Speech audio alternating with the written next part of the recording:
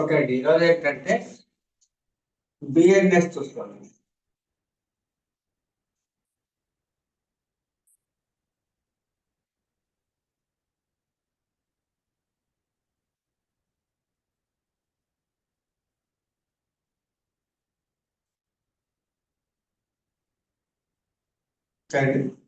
Criminal లా BNS భారతీయ న్యాయ సంహిత.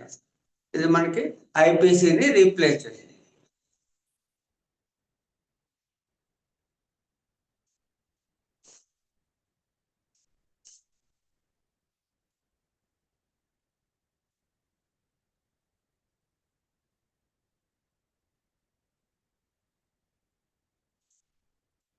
Right, ఏంటంటే ఐపీసీని replace చేసింది.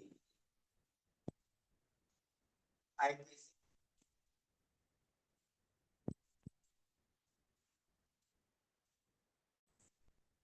ఐపీసీ 1860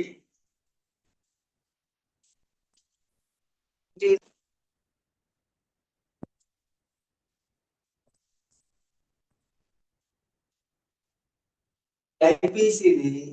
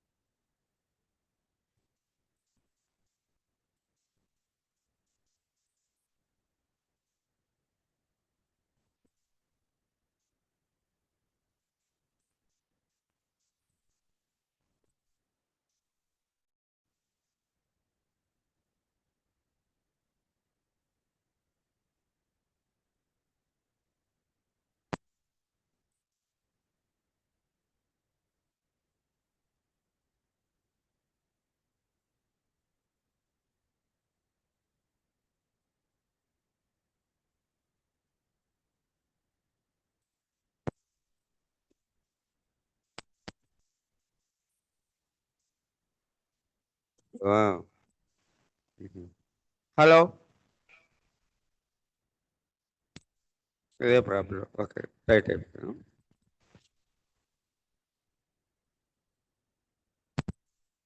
చూడండి,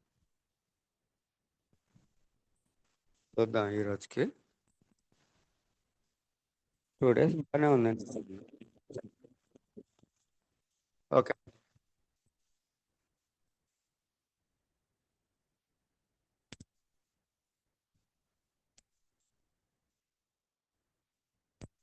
చూద్దాం మరి ప్రాబ్లం.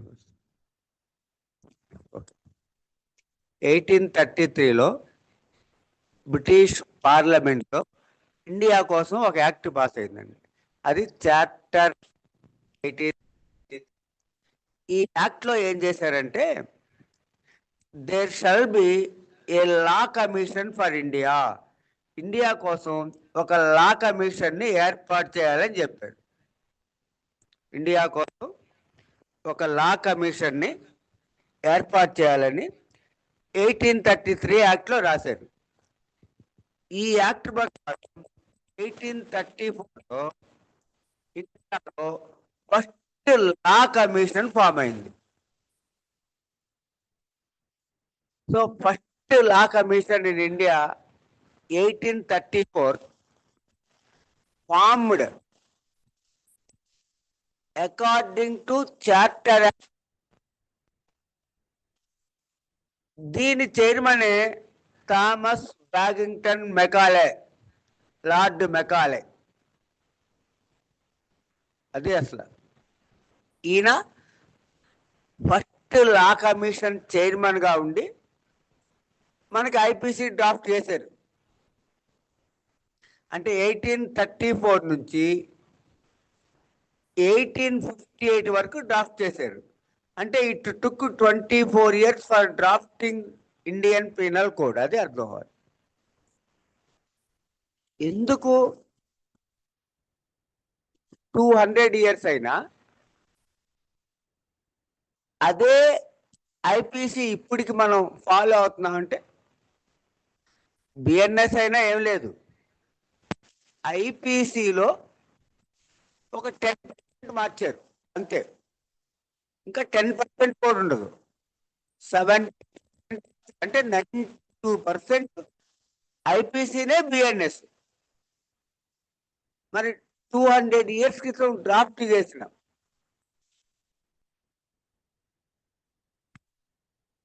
ఆ ఐపీసీనే మనం ఎప్పుడు కూడా వాడుతున్నామంటే 24 years ఇండియా మొత్తం తిరిగి ఈ దేశంలో ఎటువంటి నేరాలు జరుగుతున్నాయో తెలిసి వాటికి పనిష్మెంట్స్ తయారు చేశారు. అంటే కొన్ని నేరాలను ఆపలేం కదా, ఎవడో ఒక తలబాలు కొడతాడు, ఎవడో లేకపోతే ఒక మర్డర్ చేస్తాడు, దానికి ప్రివెన్షన్ ఉండదు.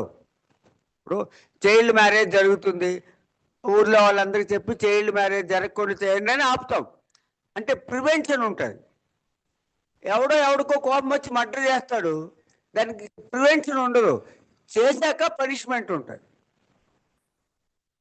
అంటే అందుకే మరి మనకి ఐపీసీలో లేకుంటే బిఎన్ఎస్లో ఏ ఏ నేరాలు ఉన్నాయో చెప్పారు, వాటికి పనిష్మెంట్లు కూడా చెప్పారు. అంటే బిఎన్ఎస్లో ఏ ఏ నేరాలు ఉన్నాయో అవన్నీ మనుషులు చేస్తారు అని అర్థం. అంటే మనుషులు చేస్తే చూసి రాసినవి, అది అర్థం అవ్వాలి. బిఎన్ఎస్లో ఇది నేరం ఇది నేరం అని చెప్పారంటే ఆ నేరాలు మనుషులు చేస్తారు, వాటిని మనం ప్రివెన్షన్ చేయలేం. మర్డర్లు చేయకుండా ఆపలేం కదా, తలబాలు కొట్టకుండా ఆపలేం కదా, థెఫ్ట్ దొంగతనాలను ఆపలేం కదా, వాడిని కట్టేసి కొడతాడు మనం ఆపలేం కదా. అంటే ఇవన్నీ మనం ప్రివెంట్ చేయలేనివి. చేశాక జరిగాక వారిని శిక్షించడం అనేది పీనల్ కోడ్.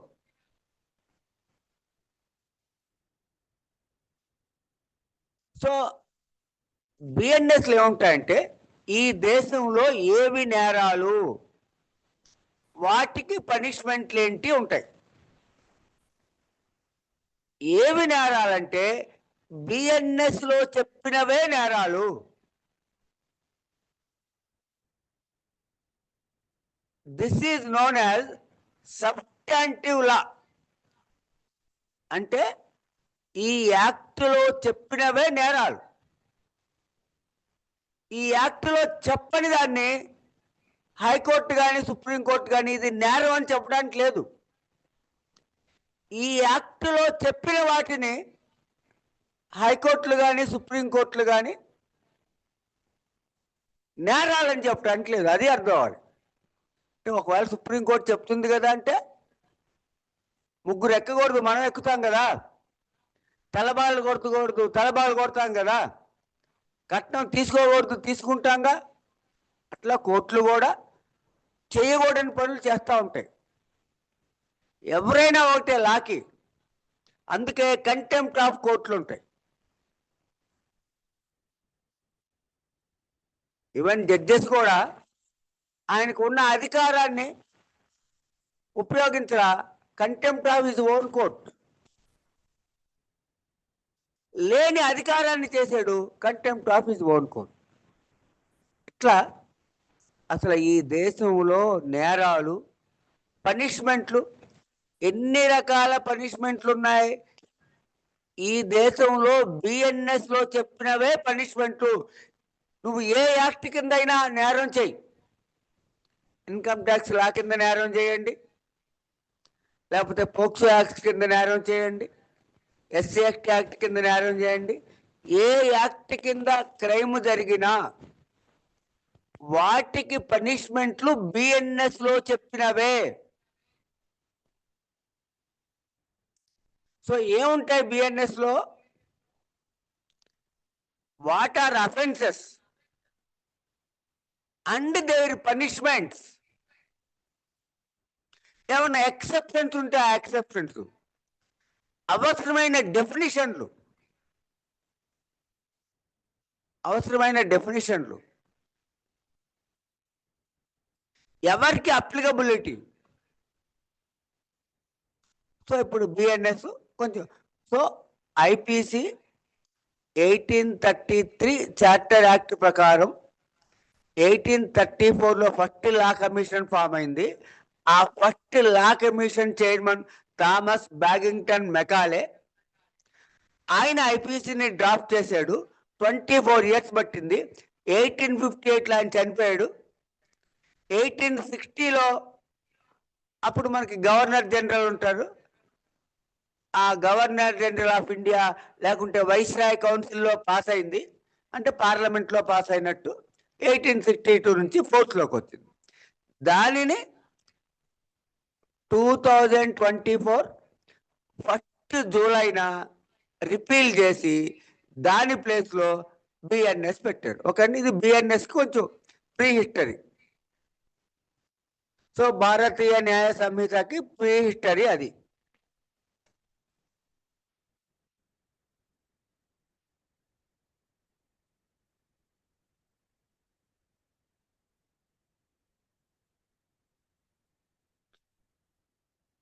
సో దీంట్లో బిఎన్ఎస్లో 358 సెక్షన్స్ ఉంటాయండి.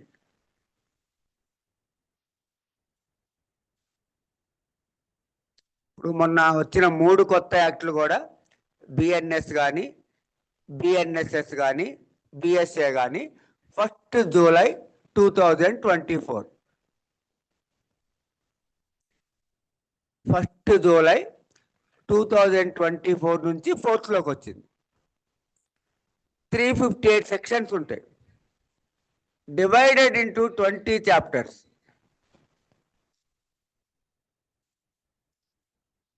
Divided into 20 chapters.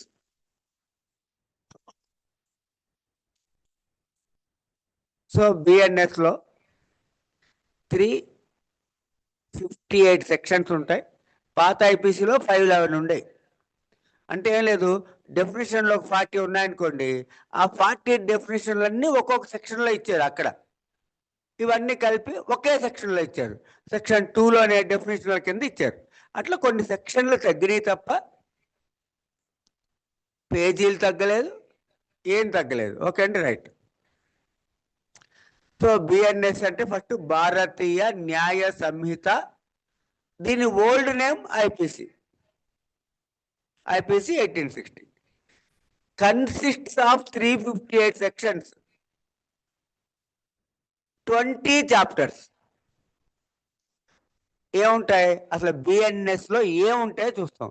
ఫస్ట్ ఏంటి, ప్రిలిమినరీ ఉంటుంది ఒక చాప్టర్.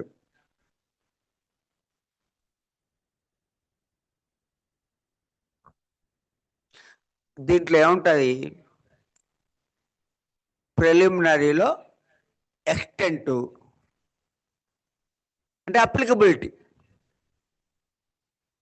దాని నేము, ఏ డేట్ నుంచి ఫోర్త్లోకి వచ్చింది, డెఫినేషన్స్.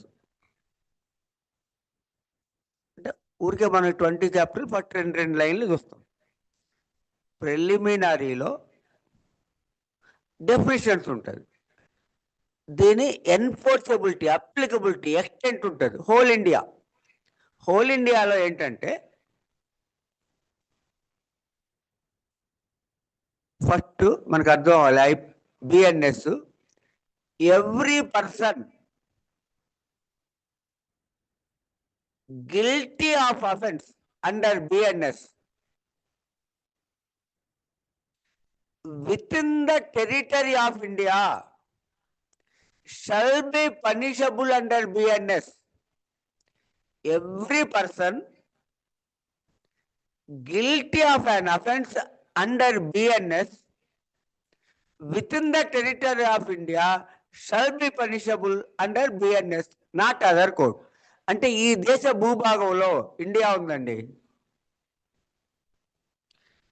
ఈ దేశ భూభాగంలో టెరిటరీ ఆఫ్ ఇండియా ఎవరు నేరం చేసినా, ఇండియన్ సిటిజన్స్ అని కాదు, ఒక అమెరికను, ఇండియా అమ్మాయిని చేసుకొని వచ్చి ఇండియాలో ఉంటున్నాడు, ఇంకా సిటిజన్షిప్ రాలా. లేకపోతే ఒక బ్రిటిష్ ఆయన టూరిస్ట్గా వచ్చాడు, లేకపోతే ఒక సౌత్ ఆఫ్రికా ఆయన వచ్చి ఇక్కడ ఉద్యోగం చేస్తున్నాడు, ఆస్ట్రేలియా ఆయన వచ్చి ఇక్కడ చదువుకుంటున్నాడు. వాళ్ళకి ఇంకా ఇండియన్ సిటిజన్షిప్ ఉండదు. అంటే మనకేం తెలియాలంటే మనం వెళ్ళి ఆస్ట్రేలియాలో, అమెరికాలో, బ్రిటన్లో మన వాళ్ళు చదువుతూ ఉంటారు. ఢిల్లీలో జవహర్లాల్ నెహ్రూ యూనివర్సిటీలో, జవహర్లాల్ నెహ్రూ టెక్నాలజికల్ యూనివర్సిటీలో, జేఎన్టీయూలో 10,000 మంది ఫారిన్ చదువుతూ ఉంటారు మన దేశంలో.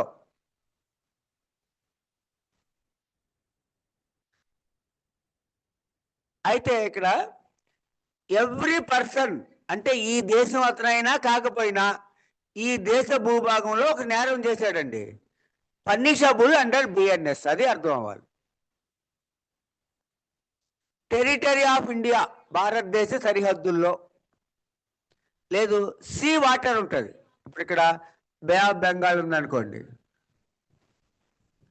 See water. ఈ సీ వాటరు బిగిన్ అయిన దగ్గర నుంచి 12 నాటికల్ మైల్స్ అంటాం, అంటే ఒక 20 కిలోమీటర్స్ వరకు ఆ దేశ భూభాగం ఉంది. అంటే మన సీ బిగిన్ అయింది బే ఆఫ్ బెంగాల్, అక్కడ నుంచి 20 కిలోమీటర్స్ లోపు సముద్రంలో ఏ నేరం జరిగినా బిఎన్ఎస్ కింద పనిషబుల్. ఆ 20 కిలోమీటర్స్ దగ్గర మన షిప్స్ పెట్రోలింగ్ చేస్తూ ఉంటాయి సీలో. అదే అప్పుడు ఎప్పుడైనా మనం బంగ్లాదేశ్ నుంచి వచ్చారు, శ్రీలంక నుంచి వచ్చారు అని పట్టుకుంటారు షిప్పుల్లో. సో సీ వాటర్లో 12 నాటికల్ మైల్స్ వరకు, అంటే 20 కిలోమీటర్స్ వరకు ఆ దేశ భూభాగం, మిగతాదంతా ఇంటర్నేషనల్ వాటర్. రైట్. ఇప్పుడు ఏం చెప్పామంటే every person guilty of an offence within the territory of India shall be punishable under BNS. ఈ దేశ భూభాగంలో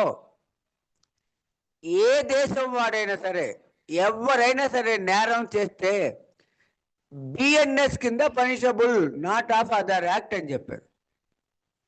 ఫస్ట్ పాయింట్ అర్థం అవ్వాలి.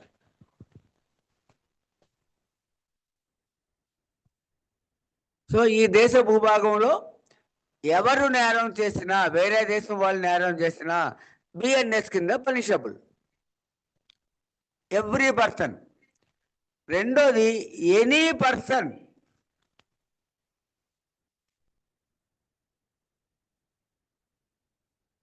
అంటే ఎనీ ఇండియన్. పోనీ రెండోది ఎనీ ఇండియన్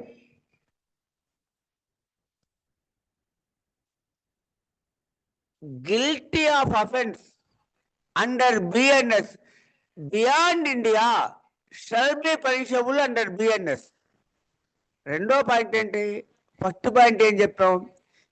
ఈ దేశ భూభాగంలో ఈ దేశం వాడు చేసినా, వేరే దేశం వాడు చేసినా అది బిఎన్ఎస్ కింద నేరం అయితే పనిషబుల్. రెండో point, Indian citizen beyond India, భారతదేశం బయట నేరం చేశాడు, పనిషబుల్ అండర్ బిఎన్ఎస్. అది అర్థం అవ్వాలి. ఇప్పుడు ఫ్యామిలీ లాలో ఇక్కడ ఒక అతను ఇండియన్ సిటిజన్ పెళ్లి చేసుకుంటాడు, ఇండియాలో పెళ్లి చేసుకున్నాడు, అమెరికా వెళ్ళాడు, అమెరికాలో ఇంకో పెళ్లి చేసుకున్నాడు. అక్కడ రెండో పెళ్లి చేసుకోవడం అఫెన్స్ కాకపోవచ్చు. మన ఇండియన్ లాలో ఐపీసీ 494 ప్రకారం, లేకుంటే బిఎన్ఎస్ 82 ప్రకారం, 82(2) ప్రకారం, పాత 494, 495 2 మ్యారేజ్ చేసుకోవటం అఫెన్స్ కదా, సెకండ్ మ్యారేజ్. అప్పుడు ఏమవుతుంది? ఇక్కడ ఒక మ్యారేజ్ చేసుకొని అమెరికా వెళ్ళి ఇంకో మ్యారేజ్ చేసుకున్నాడు, అఫెన్స్ అక్కడ చేశాడు. కానీ మనం ఏం చెప్పాం? ఇండియన్ సిటిజను బియాండ్ ఇండియా ఎక్కడ చేసినా, ఈవెన్ ఆకాశంలో చేసినా, సముద్రంలో చేసినా వాడు బిఎన్ఎస్ కింద పనిషబుల్.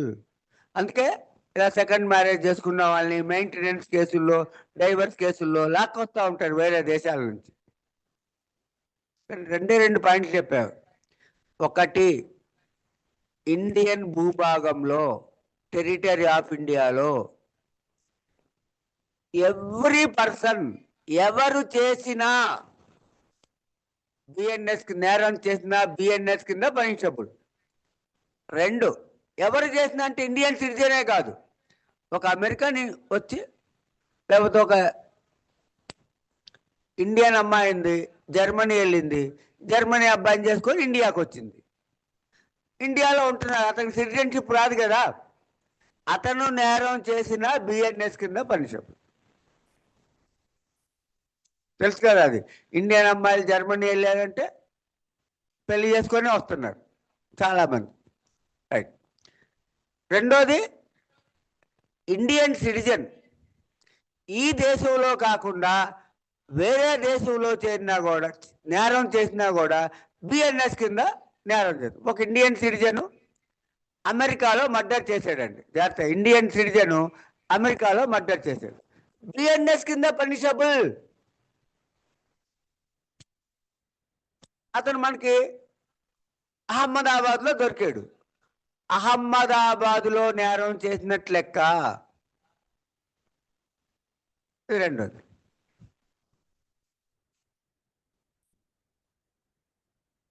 మూడోది, ఇండియన్ రిజిస్టర్డ్ షిప్ ఉంటుంది, ఇండియన్ రిజిస్టర్డ్ ఏరోప్లేన్ ఉంటుంది.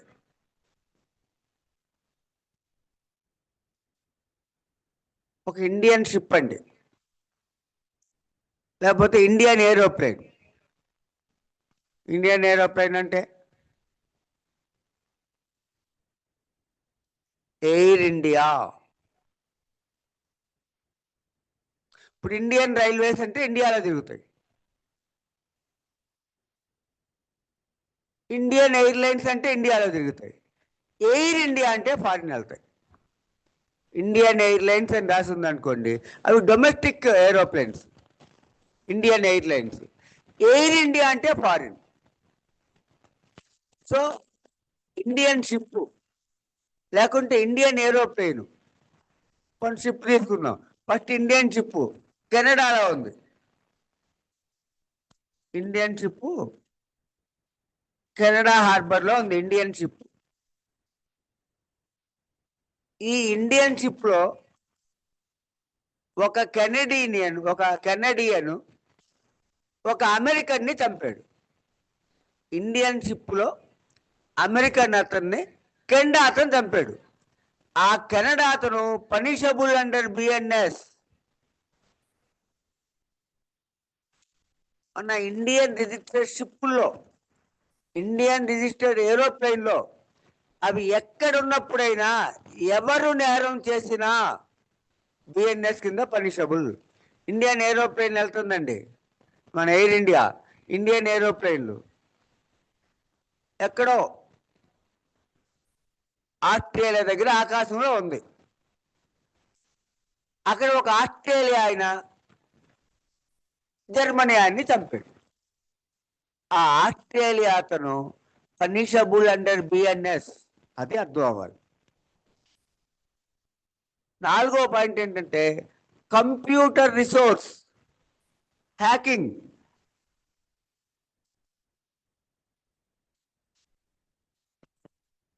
కంప్యూటర్ రిసోర్స్ చైనాలో ఉండి మన కంప్యూటర్ని హ్యాక్ చేస్తాడు, అమెరికాలో ఉండి మన కంప్యూటర్ని హ్యాక్ చేస్తాడు. అతను ఎక్కడుండి మన కంప్యూటర్ రిసోర్స్ని హ్యాక్ చేసినా punishable under Indian act BNS. BNS అంటే ఐటీ యాక్ట్ ఉంటుంది, ఐటీ యాక్ట్లో కనుక హ్యాక్ చేస్తే దాని కింద మనం చెప్పాం ఏ యాక్ట్ కింద పనిష్మెంట్ వచ్చినా బిఎన్ఎస్ కిందే పనిష్మెంట్ ఉంటుంది. సో ఆ కంప్యూటర్ రిసోర్స్ అంతా కూడా హ్యాక్ చేస్తే కూడా బిఎన్ఎస్ కింద పనిషబుల్. 4 పాయింట్లు చెప్పాం బిఎన్ఎస్కి. ఒకటి, ఈ ఇండియన్ టెరిటరీలో, భారతదేశ భూభాగంలో ఎవరు నేరం చేసినా బిఎన్ఎస్ కింద పనిషబుల్. రెండో point, Indian citizen beyond India, భారతదేశం బయట నేరం చేసిన బిఎన్ఎస్ కింద పనిషబుల్.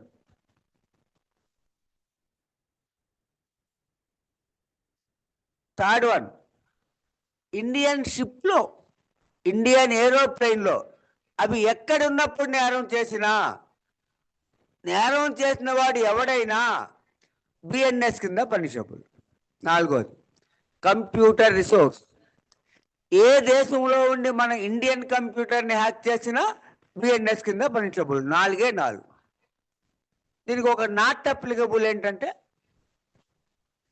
డిఫెన్స్ ఫోర్సెస్ వాళ్ళు ఉంటారు, ఆర్మీ, నేవీ, ఎయిర్ ఫోర్సు, అక్కడ డెజర్షను, రివోల్ట్లు అవన్నీ ఉంటాయి. అంటే ఆర్మీ వాళ్ళు తిరుగుబాటు చేస్తారు, నేవీ వాళ్ళు తిరుగుబాటు చేస్తారు, లేకపోతే పారిపోయి వస్తారు. వాటికి వాళ్ళ డిసిప్లినరీ కోర్టులు ఉంటాయి. బిఎన్ఎస్ వర్తించదు. అంటే ఒక ఆర్మీ కోర్టు ఒక 2 years శిక్ష వేసింది అనుకోండి ఎవరికన్నా, దానికి సుప్రీంకోర్టులో కూడా అప్పీల్ లేదు. అది అర్థం అవ్వాలి. So army, navy, air force, ఈ డిఫెన్స్ ఫోర్సెస్లో జరిగే నేరాలకి బిఎన్ఎస్ నాట్ అప్లికబుల్. వాళ్ళు బయటకు వచ్చి మనలాగా సిటిజన్స్ ఉంటే మామూలే, అక్కడ జరిగే నేరాలు, లేకపోతే పారిపోయి వస్తారు. ఇప్పుడైతే ఆర్మీ, నేవీలోకి వెళ్తున్నారు, కానీ ఫస్ట్ వరల్డ్ వార్ అప్పుడు, సెకండ్ వరల్డ్ వార్ అప్పుడు ఆర్మీలోకి, నేవీలోకి ఎవరు వెళ్ళరు. అప్పుడు వాళ్ళు మనుషులు చాలకపోతే ఆ ఊరిలోకి వచ్చి యూత్ని లాక్కెళ్ళిపోయేవాళ్ళు, మిలిటరీ వాళ్ళు పారిపోయి వచ్చేవాళ్ళు. వీళ్ళు డిజర్షన్ అంటాం వాళ్ళకి. So army, navy, air force వాటి లోపల, ఇప్పుడు ఒక ఆర్మీ అతను వచ్చి విజయవాడలో నేరం చేస్తే మళ్ళీ బిఎన్ఎస్. అక్కడ ఉన్నప్పుడు వాళ్ళు చేసే నేరాలకి బిఎన్ఎస్ నాట్ అప్లికబుల్. దీంతో 5 పాయింట్లు అయినట్టు. అంటే ఊరికే ప్రిలిమినరీ అంటే ఏమేమి ఉంటాయో చూసాం.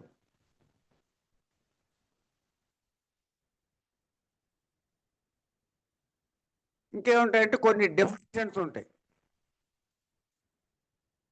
కొన్ని డెఫినిషన్స్ ఉంటాయి. అంటే ఫస్ట్ ప్రిలిమ్లోనే డెఫినిషన్స్ ఉంటాయి. డెఫినిషన్ అంటే ఏముంటుంది? సపోజ్ మనకి ఒక సెక్షన్ 2లో 10 ఉంటుంది. పర్సన్, జెండర్ అంటే డెఫినిషను. జెండర్ అంటే male gender, female gender, transgender అని కూడా ఎక్స్ట్రా యాడ్ చేశారు అంతే. అంతకుముందు హీ, షీ ఉండే, ఇప్పుడు ట్రాన్స్జెండర్ అని ఎక్స్ట్రా యాడ్ చేశారు. సో ట్రాన్స్జెండర్ని కూడా ట్రాన్స్జెండర్ ప్రొటెక్షన్ యాక్ట్ 2019 ఉంటుంది. Transgender protection act 2019. So transgender protection act ఉంటుంది. దాని ప్రకారం ఏం చేశారంటే, హీ అంటే హీ అని చదువుకోండి, షీ అని చదువుకోండి, ట్రాన్స్జెండర్ అని చదువుకోండి అని చెప్పారు. అట్లా ఓ డెఫినేషన్స్ ఉంటాయి.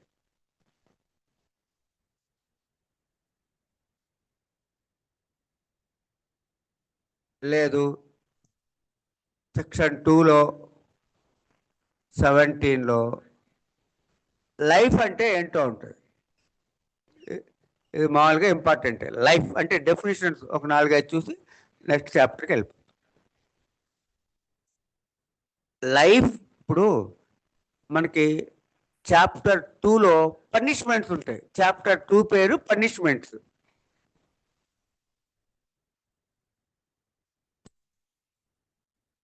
చాప్టర్ 2 పనిష్మెంట్స్ ఉంటాయండి.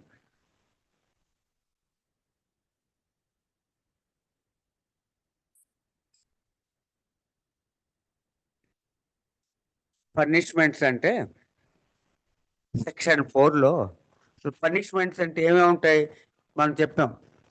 ఈ కంట్రీలో ఏ యాక్ట్ కింద అఫెన్స్ చేసినా, బిఎన్ఎస్ కింద అఫెన్స్ చేసినా ఏ యాక్ట్ కింద అంటే పోక్సో యాక్ట్ కింద అఫెండ్ చేయొచ్చు, లేకపోతే జువెనైల్ జస్టిస్ యాక్ట్ కింద చేయొచ్చు, డౌరీ ప్రొహిబిషన్ యాక్ట్ కింద చేయొచ్చు,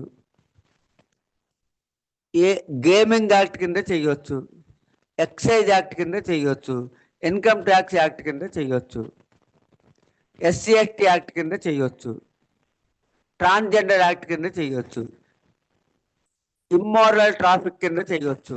అట్లా ఏ యాక్ట్ కింద నేరం చేసినా పనిష్మెంట్లు అనేవి BNS లో చెప్పిన పనిష్మెంట్లే ఉంటాయండి. సో ఇప్పుడు ఈ BNS లో చాప్టర్ 2లో సెక్షన్ 4లో అసలు పనిష్మెంట్లు ఏమేమి ఉంటాయో చెప్పారు. పనిష్మెంట్లు ఏమేమి ఉంటాయంటే ఫస్ట్ డెత్ పనిష్మెంట్ ఉంటుంది.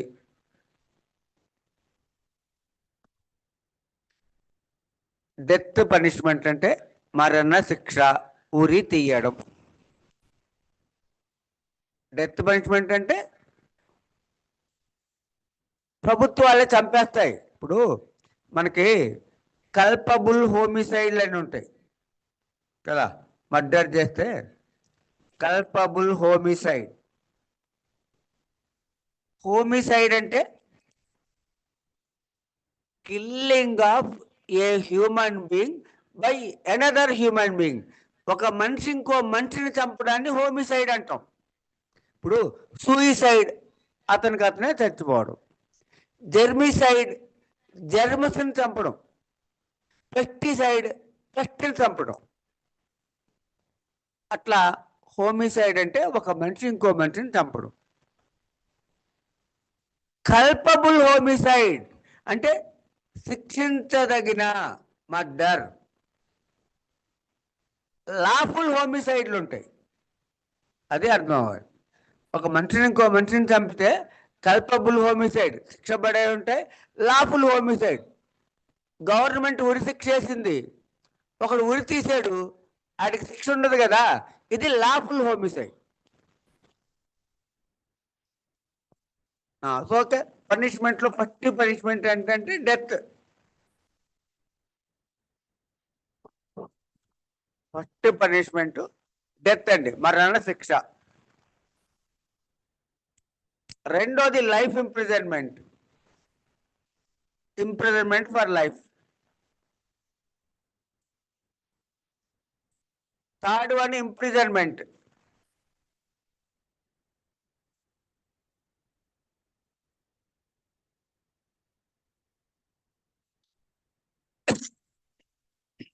ఇంప్రిజన్మెంట్ అంటే term, 5 years, 10 years, 20 years, 40 years, 100 years, 6 months, 3 months, అలా టర్మ్కి ఉంటుంది.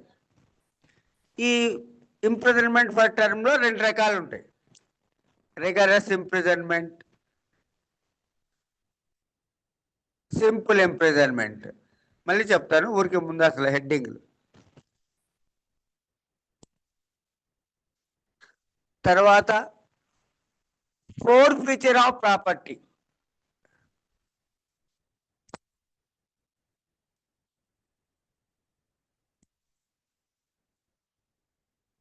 అంటే ప్రభుత్వాలు ఆస్తులు తీసేసుకుంటాయి, ఫైన్ వేస్తారు. కొత్తగా ఇవన్నీ పాతవే, కొత్తగా BNS లో పెట్టింది కమ్యూనిటీ సర్వీస్. సరే, ఇవన్నీ నేను ఎక్స్ప్లెయిన్ చేస్తాను. ఫస్ట్ ఏంటంటే ఈ దేశంలో ఎన్ని రకాల పనిష్మెంట్లు ఉంటాయంటే ఇవి తప్ప ఇంకా ఏ పనిష్మెంట్ ఉండదు. ఈ దేశంలో BNS కింద నేరం చేసిన, వేరే యాక్ట్ కింద నేరం చేసిన పనిష్మెంట్లు మాత్రం ఇవే.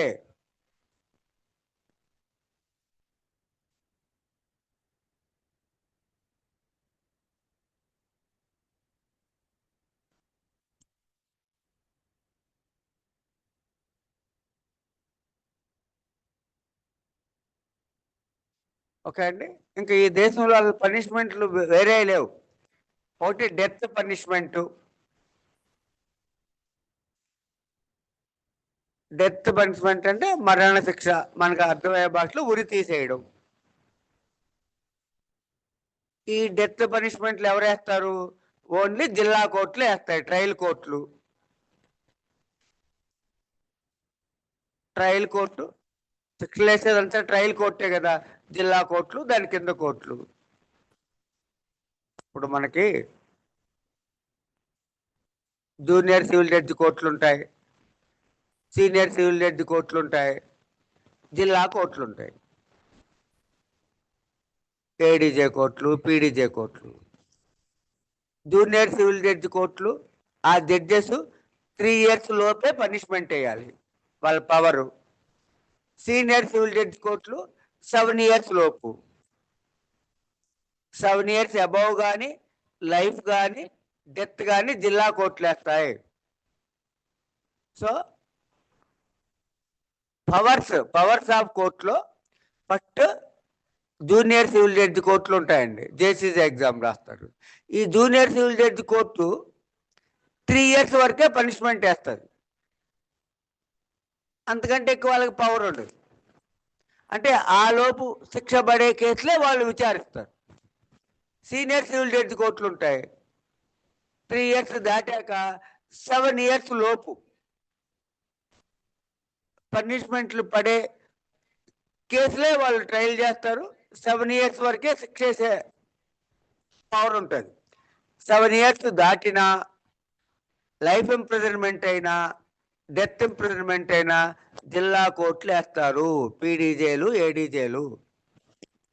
ఇప్పుడు ట్రయల్ కోర్టు ఒక డెత్ సెంటెన్స్ వేసింది, మరణ శిక్ష విధించింది జిల్లా కోర్టు. ఇది subject to confirmation by high court. హైకోర్టుకి రాస్తారు, హైకోర్టు కూడా కన్ఫర్మ్ చేస్తేనే ఇతనికి మరణ శిక్ష పడినట్టు. ఓకే, కన్ఫర్మ్ అయింది, అప్పుడు ఇతను హైకోర్టుకి అప్పీల్కి వెళ్ళాలి. ఒకవేళ పేదోడు అప్పీల్కి వెళ్ళలేదు, ఫ్రీ లీగల్ ఎయిడ్ ద్వారా అప్పీల్ వేపిస్తారు, కంపల్సరీ అనమాట. హైకోర్టు అప్పీల్ డిస్మిస్ చేసింది, మళ్ళీ సుప్రీంకోర్టులో అప్పీల్ చేయించాలి. వాళ్ళు చేసుకోకపోయినా ఫ్రీ లీగల్ ఎయిడ్ ద్వారా చేపిస్తారు. సుప్రీంకోర్టులో అప్పీల్ డిస్మిస్ అయింది, అప్పుడు ప్రెసిడెంట్ ఆఫ్ ఇండియాకి క్షమాభిక్ష పెట్టుకోవాలి, మెర్సీ పిటిషన్ అంటాం.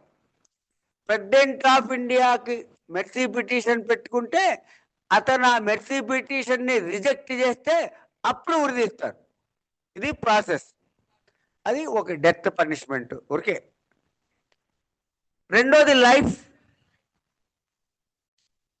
Imprisonment for life. అంటే లైఫ్ ఇంప్రిజన్మెంట్ 7 years కాదు, 14 years కాదు, 20 years కాదు, ఎవరి ఇష్టం వచ్చినట్టు వాళ్ళు చెప్పకూడదు. Life imprisonment means remainder life of that person. అతను జీవించి ఉన్నంత కాలము అతను, అంటే ఒకరికి లైఫ్ ఇంప్రిజన్మెంట్ పడింది అంటే అతను బతికున్నంత కాలము జైల్లో ఉండాలి. అది ఇంప్రిజన్మెంట్ ఫర్ లైఫ్. ఇక్కడ సెక్షన్ 217లో డెఫినేషన్ చెప్పారు లైఫ్ అంటే ఏంటో. సో లైఫ్ ఇంప్రిజన్మెంట్ అంటే అది అతను బతికి ఉన్నంత కాలం. ఇది మళ్ళీ మనకు వస్తాయి. 7 years ఏంటి అంటే అప్పని లైఫ్ గురించి అవుదాం, మళ్ళీ చెప్పుకొని పైకి వద్దాం. మూడోది ఇంప్రిజన్మెంట్ అంటే టర్మ్ 5 years, 10 years, 20 years. దాంట్లో 2 రకాలు ఉంటాయి. ఒకటి రిగరస్ ఇంప్రిజన్మెంట్, ఇంకోటి సింపుల్ ఇంప్రిజన్మెంట్. రిగరస్ ఇంప్రిజన్మెంట్ అంటే కఠిన కారాగార శిక్ష, అంటే పని చేపిస్తారు జైల్లో. సింపుల్ ఇంప్రిజన్మెంట్ అంటే పని చేయించరు, ఆప్షన్, అతను చేస్తే చేస్తారు, లేకపోతే లేదు, అంతే, ఇంకేం తేడా లేదు. అయితే ఇది మన బిఎన్ఎస్లో, ఐపీసీలోనే ఉంది. మళ్ళీ జైలు మాన్యువల్స్ ఉంటాయి, జైలు మాన్యువల్లో అలాంటి సపరేషన్ ఏమి లేదు. సరే, అది మనకి ఎగ్జామ్ పాయింట్ ఆఫ్ వ్యూ కాదనుకోండి, రైట్. సో ఇంప్రిజన్మెంట్ అంటే దానికి లిమిట్ లేదు. 100 ఏళ్ళ, 70 ఏళ్ళ, 30 ఏళ్ళ, 20 ఏళ్ళ, 10 ఏళ్ళ, 6 నెలల అనేది లిమిట్ లేదు. కానీ దాంట్లో 2 రకాలు ఉంటాయి అన్నాడు, రిగరస్, సింపుల్. ఇది 4 ఫీచర్ ఆఫ్ ప్రాపర్టీ. అంటే అతను ఆస్తి తీసేసుకొని కోర్టులు ఆస్తులు తీసేసుకుంటాయి. ఇప్పుడు ఒకడు దొంగతనం ద్వారా ₹1 కోటి సంపాదించాడు అనుకోండి, ఆ ₹1 కోటి తీసేసుకుంటుంది, శిక్ష కూడా వేస్తుంది. ఇప్పుడు మీకు 4 ఫీచర్ అంటే అర్థం అవుతుంది. ఇప్పుడు మనం షూరిటీ పెడతారు, షూరిటీ పెట్టినప్పుడు ఏం చేస్తాం, ఒక 10,000 బాండ్ ఇచ్చాం అనుకోండి. ఏంటి దాని అర్థం? షూరిటీ, నువ్వు పలానా అతను ఎప్పుడు పిలిచినా అప్పుడు కోర్టుకు వస్తాడని చెప్పావు, అతను రాకపోతే ఈ 10,000 మేము తీసేసుకుంటామని. ఇప్పుడైనా సరే ఎవరికైనా షూరిటీస్ పెట్టాలంటే ఎవరు భయపడక్కర్లా. ఆ 25,000 10,000 అంత కట్టాలి అతను రాకపోతే. అంతే తప్ప అతను రాకపోయినంత మాత్రం ఇతను తీసుకెళ్ళి జైల్లో పెట్టరు. అంటే మనం ఎవరికైనా చెప్పాలి, షూరిటీ పెడితే ఏమవుద్ది అనేది మనం చెప్పాలి. 25,000కి షూరిటీ పెట్టావు, అతను రాకపోతే నువ్వు 25,000 కట్టాలి. లేకపోతే ఎవరైతే షూరిటీ పెడుతున్నావో ఎవరికైతే అతనే ఇతని పేరు మీద 25,000 డిపాజిట్ చేస్తాడు, రాకపోతే కోర్టు తీసేసుకుంటుంది, ఇతనికి ఏమవుతుంది? ఫైను, ఈ జైలు శిక్షతో పాటు ఫైన్ వేస్తారు ఇంప్రిజన్మెంట్తో పాటు. ఇది కొత్తగా కమ్యూనిటీ సర్వీస్ అని పెట్టారు. చిన్న చిన్న నేరాలకి, ఇప్పుడు డ్రంక్ అండ్ డ్రైవ్, లేకపోతే కోడి పందాలు, ఇలాంటి నేరాలకి, లేకపోతే ఓన్లీ ఫైన్ వేసే నేరాలకి కమ్యూనిటీ సర్వీస్. ఒక 2 రోజులు ఒక టెంపుల్ దగ్గర సర్వీస్ చేయటం, లేకపోతే రైల్వే స్టేషన్ దగ్గర సర్వీస్ చేయటం, రోడ్లు ఓడిపించడం, ట్రాఫిక్ని కంట్రోల్ చేయటం, ఇది కమ్యూనిటీ సర్వీస్. అయితే కమ్యూనిటీ సర్వీస్ అంటే డెఫినేషన్ ఏంటో బిఎన్ఎస్లో చెప్పలేదు, కానీ కొత్తగా కమ్యూనిటీ సర్వీస్ని ఇంట్రడ్యూస్ చేశారు. ఈ పనిష్మెంట్లు తప్ప ఇంకే పనిష్మెంట్లు లేవండి ఈ దేశంలో. ఇప్పుడు ఇంప్రిజన్మెంట్ లైఫ్ దగ్గర చూద్దాం.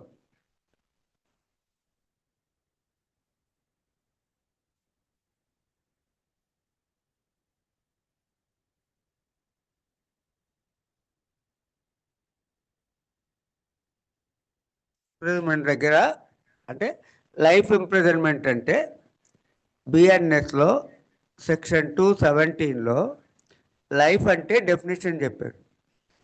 ఏమని? Remainder period of that person's life. అంటే అతను బతికి ఉన్నంత కాలం జైల్లో ఉండాలి. సో లైఫ్ ఇంప్రిజన్మెంట్ పడింది అంటే దాని అర్థం అతను బతికున్నంత కాలం జైల్లో ఉండాలి. దాని అర్థం ఎక్కడ చెప్పారు? సెక్షన్ 2 క్లాజ్ 17లో లైఫ్ అంటే ఏంటో డెఫినేషన్ చెప్పారు. దాని ప్రకారం లైఫ్ పనిష్మెంట్ అంటే, ఇంప్రిజన్మెంట్ ఫర్ లైఫ్ అంటే బతికి ఉన్నంత కాలం జైల్లో ఉండాలి. అయితే ఇక్కడ ఏం చేశారంటే జాగ్రత్తగా చూడాలి.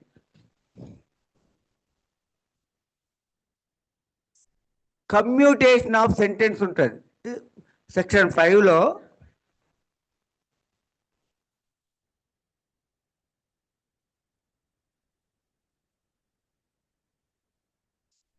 కమ్యూటేషన్ ఆఫ్ సెంటెన్స్ ఉంటుంది.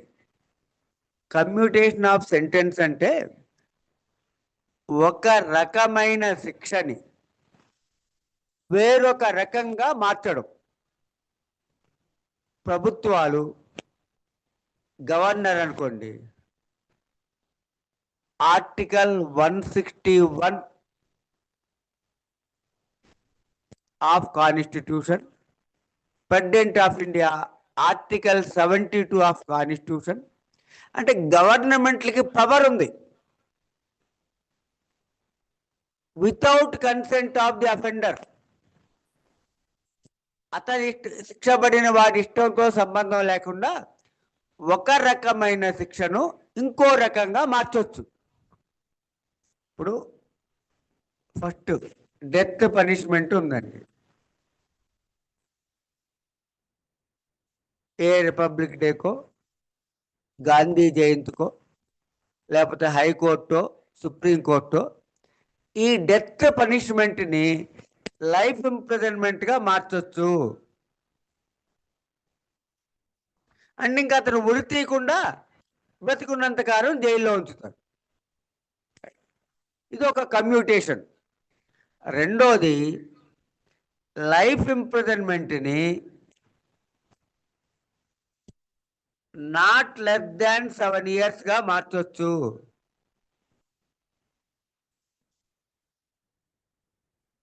ఇది మనకి జాగ్రత్తగా అర్థం అవ్వాలి. ఇప్పుడు ఏంటంటే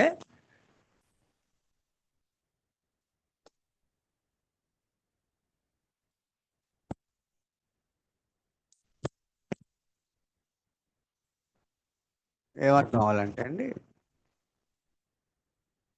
గాంధీ జయంతికి, రిపబ్లిక్ డేకి, ఆగస్టు 15కి ప్రభుత్వాలు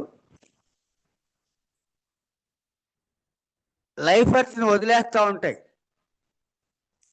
క్షమాభిక్ష బట్టి. లైఫ్ ఇంప్రిజన్మెంట్ పడినవాడు అంటే అసలు లైఫ్ ఇంప్రిజన్మెంట్ అంటే ఏంటి? అతను బతుకున్నంత కాలం జీవితంలో ఉండాలి. అది డెఫినేషన్ అర్థం అవ్వాలి. ఇదేంటంటే ప్రభుత్వాలు అనుకుంటే, వాళ్ళకి ఇష్టం ఉంటే 7 years దాటిన లైఫ్ ప్రిజనర్స్ని వదిలేయచ్చు. వదలకపోతే ఆ చనిపోయే వరకు ఉండాలి. అది అర్థం అవ్వాలి. లైఫ్ ఇంప్రిజన్మెంట్ అంటే మాత్రం చనిపోయే వరకు అతనికి జైలు శిక్ష పడింది. ప్రభుత్వాలు క్షమాభిక్ష పెట్టాలనుకుంటే 7 years దాటిన తర్వాత పెట్టొచ్చు అని చెప్పాడు.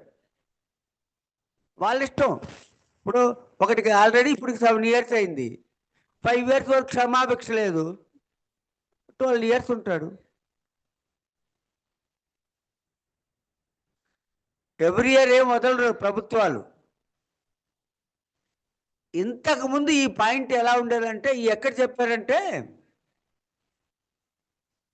బిఎన్ఎస్ఎస్ సెక్షన్ 474 ఈ పాయింట్, ఈ కమ్యూటేషన్ అంటే బిఎన్ఎస్లో సెక్షన్ 5లో ఏం చెప్పారంటే, బిఎన్ఎస్లో సెక్షన్ 5లో కమ్యూటేషన్ ఆఫ్ సెంటెన్స్, ఒక రకమైన శిక్షని ఇంకో రకమైన శిక్షగా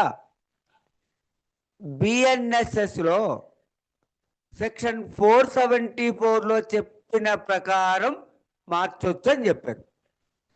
ఆ సెక్షన్ 474 బిఎన్ఎస్ఎస్లో ఏం చెప్పారంటే, డెత్ పనిష్మెంట్ని లైఫ్గా మార్చేయచ్చు,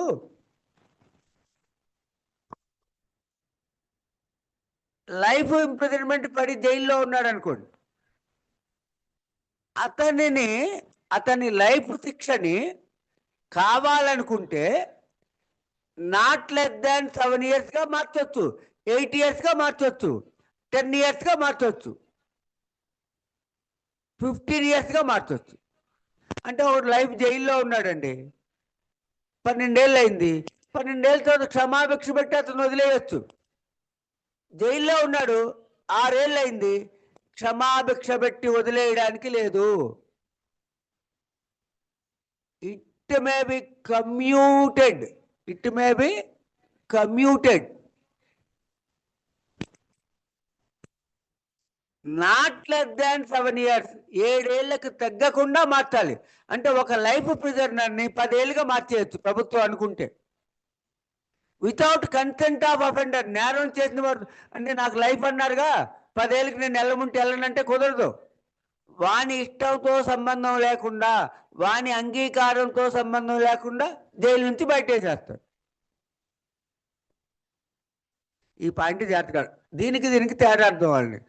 లైఫ్ ఇంప్రిజన్మెంట్ పడిందంటే బతుకున్నంతకాలం జైల్లో ఉన్నట్లు లెక్కండి, ఉండాలి. కానీ ప్రభుత్వాలు అనుకుంటే ఓ 10 ఏళ్ళ తర్వాత, 20 ఏళ్ళ తర్వాత ఎప్పుడైనా క్షమాభిక్ష పెట్టి వదిలేయచ్చు. కానీ 7 years కి లోపు క్షమాభిక్ష పెట్టి వదిలేయడానికి లేదు. So life imprisonment may be commuted by the concerned governments without consent of the offender for a period not less than 7 years. Right. ఇక్కడ ఇంతకుముందు ఐపీసీలో ఏ ఉండేదో నేను చెప్తా. ఈ లైఫ్ని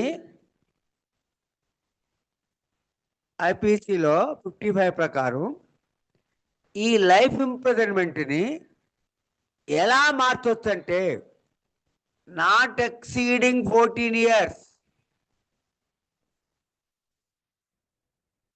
అంటే 14 yearsకి మించకుండా కమ్యూట్ చేయాలి. అంటే ఒక లైఫ్ ఇంప్రిజనర్ ఉన్నాడు, 5 ఏళ్ళు జైల్లో ఉన్నాడు, వదిలేయచ్చు. 7 ఏళ్ళు జైల్లో ఉన్నాడు, వదిలేయచ్చు. 9 ఏళ్ళు ఉన్నాడు, వదిలేయచ్చు. 15 ఏళ్ళు ఉన్నాడు, వదలటానికి లేదు. 14 years లోపే వదలాలి, వదిలితే. అందుకని 14 years. 14 years తర్వాత వదలరు. వదలాలనుకుంటే 14 years లోపు వదలాలి. సో ఐపీసీలో ఏం చెప్పారంటే life imprisonment may be commuted to not exceeding 14 years. అంటే 5 ఏళ్ళకు కూడా వదిలేయచ్చు, అప్పుడు 3 ఏళ్ళకు కూడా వదిలేయచ్చు. 2021లో వైఎస్ఆర్ గవర్నమెంట్ ఉన్నప్పుడు ఆంధ్రప్రదేశ్లో మన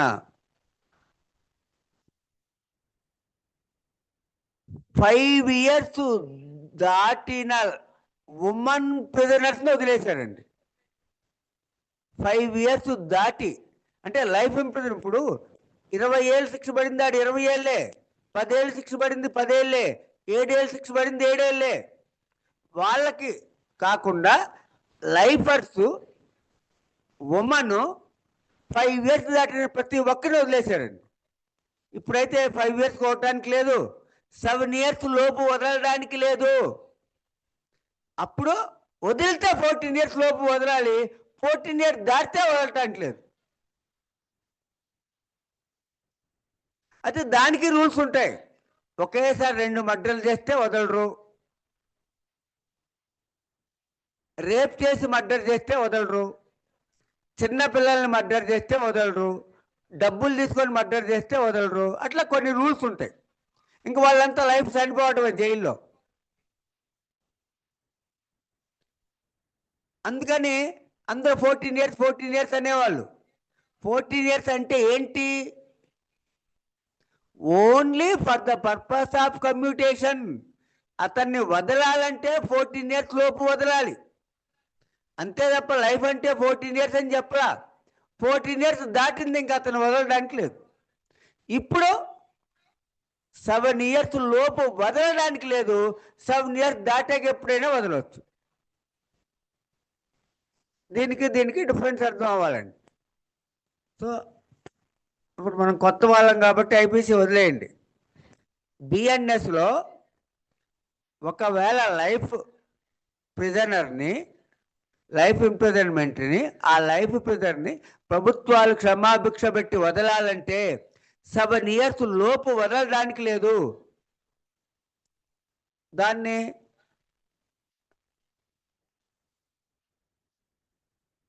నాట్ లెస్ దాన్ 7 years అంటే 7 yearsగా మార్చి వదిలేయచ్చు. 7 yearsకి తగ్గకుండా మార్చాలి. 7 yearsకి తగ్గకుండా అంటే 7 yearsకి 3 months అండి కటా పెట్టి వదిలేసేయచ్చు. అంటే ఎప్పుడైనా లైఫ్ ఇంప్రిజన్మెంట్ అంటే మాత్రం ఐపీసీలో 45లో చెప్తారు, ఇక్కడ 217లో చెప్తారు. ఎప్పుడైనా లైఫ్ అంటే లైఫ్ ఇంప్రిజన్మెంట్ అంటే చనిపోయే వరకు. ఈ 7 years ఏంటి? ఇప్పుడు అతన్ని ప్రభుత్వాలు వదలాలంటే, అంటే కమ్యూట్ చేయాలంటే, అతని శిక్షని ఇయర్స్లోకి మార్చాలంటే 7 yearsకి తగ్గకుండా మార్చాలి. అంటే 8 yearsకి మార్చి వదిలేయచ్చు, 9 yearsకి మార్చి వదిలేయచ్చు. అంతకుముందు 14 ఇయర్స్కి మించకుండా మార్చాలి. లైఫ్ను 2 ఇయర్స్గా మార్చొచ్చు, 5 ఇయర్స్గా మార్చొచ్చు, 7 ఇయర్స్గా మార్చొచ్చు, ఎట్లాగైనా మార్చొచ్చు. ఒకవేళ 15 ఇయర్స్ దాటితే ఇంకా అతను మార్చడానికి లేదు, అది పాతది. అందుకని 14 ఇయర్స్ 14 అనేవాళ్ళు. 14 ఇయర్స్ ఎందుకు వీళ్ళకి తెలియదు కదా. ఇంకోటి 20 ఇయర్స్ ఉంటుంది, అది ఐపీసీలో 57, దీంట్లోనేమో 6.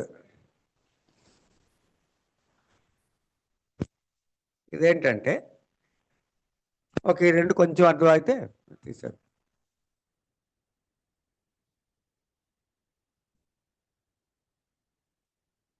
ఇప్పుడు కొన్ని పనిష్మెంట్లు ఎలా ఉంటాయంటే, ఇప్పుడు ఒకడు మర్డర్ చేశాడండి.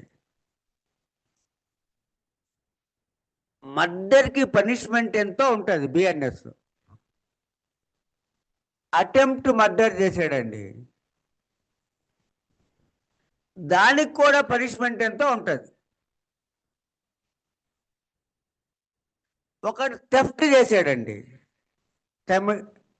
థెఫ్ట్ కమిటెడ్, దానికి ఎంతో పనిష్మెంట్ ఉందండి. దానికి అటెంప్ట్ చేశాడు, ఎంతో చెప్పలా. ఏమర్థం అవ్వాలంటే ప్రతి అఫెన్స్కి పనిష్మెంట్ ఎంతో బిఎన్ఎస్లో ఉంటుంది. కానీ ప్రతి అఫెన్స్కి అటెంప్ట్ చేస్తే ఎంతో చెప్పలా, కొన్నిటికే చెప్పారు. ఇప్పుడు యాసిడ్ అటాక్ ఉంది, అటెంప్ట్ చేస్తే ఎంతో చెప్తారు, కమిట్ చేస్తే ఎంతో చెప్తారు. మర్డర్ ఉంది, అటెంప్ట్ చేస్తే ఎంతో చెప్తారు. అలా ప్రతి దానికి అటెంప్ట్ చేస్తే ఎంతో కొన్నిటికే ఉంటుంది, కొన్నిటికి ఉండదు. Suppose theft in dwelling house, ఇంట్లో దొంగతనం చేశాడు, బీరువా ఓపెన్ చేసి పగలగొట్టాడు, నగలు తీసుకెళ్ళిపోయాడు, పనిష్మెంట్ ఎంతో ఉంది. బీరువా పగలగొట్టాడు, లోపల ఏమి లేవు, అటెంప్ట్ టు థెఫ్ట్, దానికి ఎంతో చెప్పలా. అలా చెప్పని చోట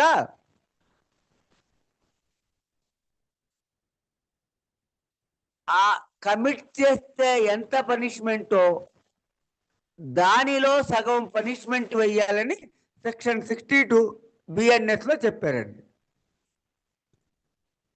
సెక్షన్ గుర్తు లేకపోయినా మనకి ఏమర్థం అంటే, బిఎన్ఎస్లోని నేరాలకి ఏ నేరానికి ఎంత పనిష్మెంటో చెప్పారండి. అలా అన్నిటికీ చెప్పలా, తక్కువ వాటికి చెప్పారు, ఎక్కువ వాటికి చెప్పలా. అంటే ప్రతి అఫెన్స్కి నేరం చెప్పారు, ప్రతి అఫెన్స్కి పనిష్మెంట్ చెప్పారు. దానికి అటెంప్ట్ చేస్తే పనిష్మెంట్ అంటూ అన్నిటికీ చెప్పరా, కొన్నిటికే చెప్పారు. అలా చెప్పని చోట ఆ అఫెన్స్కి కమిట్ చేస్తే ఎంత నేరమో దాంట్లో సగం ఏమున్నారు, ఇది అర్థం అవ్వాలి.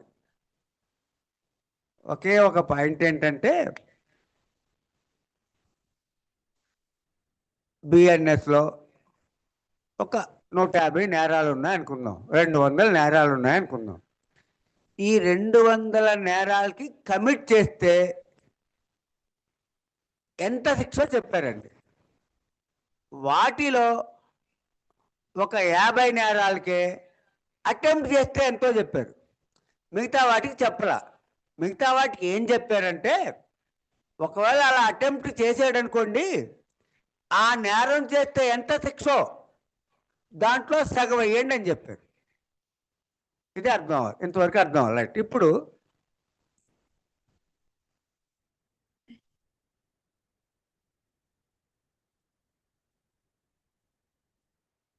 ఏదో ఒక నేరానికి 10 ఇయర్స్ ఇంప్రిజన్మెంట్ అండి. ఒకడు ఈ నేరానికి అటెంప్ట్ చేశాడు, అప్పుడు ఎంతో చెప్పలా, దీంట్లో సగం వేస్తాం, 5 ఇయర్స్. ఒక నేరం చేస్తే 10 ఇయర్స్ పనిష్మెంట్, దానికి అటెంప్ట్ చేస్తే 3 ఇయర్స్ అని చెప్పాడు అనుకోండి, 3 ఇయర్స్ వేస్తారు. అటెంప్ట్ చేస్తే ఎంతో చెప్పలా, దాంట్లో సగం శిక్ష అన్నాడు, అంటే 5 years. ఇంకో నేరానికి 20 years, దానికి అటెంప్ట్ చేస్తే 5 years అన్నాడు, 5 years చేస్తాం. దానికి అటెంప్ట్ చేస్తే ఎంతో చెప్పలా, దీంట్లో సగం వేయాలి.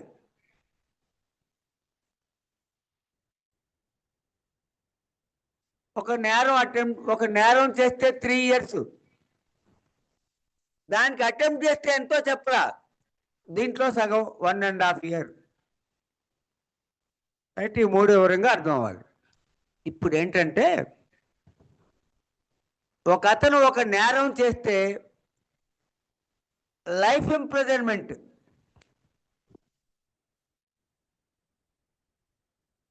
ఒక అతను ఒక నేరం చేస్తే లైఫ్ ఇంప్రిజన్మెంట్, దానికి అటెంప్ట్ చేస్తే ఎంతో చెప్పరా, అప్పుడు ఏం చేయాలి, దీంట్లో సగం వేయాలి. అదే అర్థం అవ్వాలి. సెక్షన్ 62 ప్రకారం ఒక నేరం చేసి శిక్ష, ఆ నేరానికి అటెంప్ట్ చేశాడు, ఎంతో శిక్ష చెప్పారు, చెప్పలా, ఆ నేరం చేస్తే ఎంత పనిష్మెంట్లో దాంట్లో ఆ పనిష్మెంట్ ఏమున్నారు. ఇప్పుడు ఈ నేరం చేస్తే 10 years అంటే ఆపేసంగా 5 years. ఇప్పుడు ఈ నేరం చేస్తే లైఫ్, దీనికి అటెంప్ట్ చేస్తే ఎంతో చెప్పరా, ఏం చేయాలి, దాంట్లో సగం వేయాలి. ఇక్కడ ఏం చెప్పారంటే, ఇక్కడ సెక్షన్ 6లో పాతది IPC 55లో ఏం చెప్పారంటే, for the purpose of calculating fraction of punishment for life shall be taken as 20 years. Life అంటే 20 years అనుకొని దాంట్లో సగం 10 years పనిష్మెంట్ ఏమన్నారు. ఇక్కడ ఏమైంది, లైఫ్ అంటే 20 years ఎప్పుడు, only for the purpose of calculation, only for the purpose of taking fraction of life. లైఫ్లో సగం తీసుకోవాలి, లైఫ్ 20 years అనుకోవాలి, లైఫ్లో పావు తీసుకోవాలి, లైఫ్ 20 years అనుకోవాలి. ఆ పర్పస్కే లైఫ్ అంటే 20 years అని చెప్పారు తప్ప లైఫ్ శిక్ష పడితే 20 years అని కాదు. So only for the purpose of calculating fraction of life it shall be taken as 20 years. అంతేగాని లైఫ్ అంటే 20 years ఎందుకు అవుద్ది, లైఫ్ అంటే 20 years కాదు కదా, లైఫ్లో సగం తీసుకోవాలి, అప్పుడు 20 years అనుకోమన్నాడు.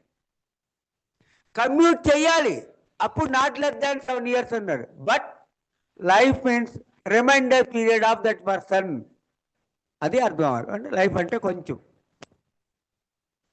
మళ్ళీ మనకి సెక్షన్ వైజ్ చేస్తాం అనుకోండి,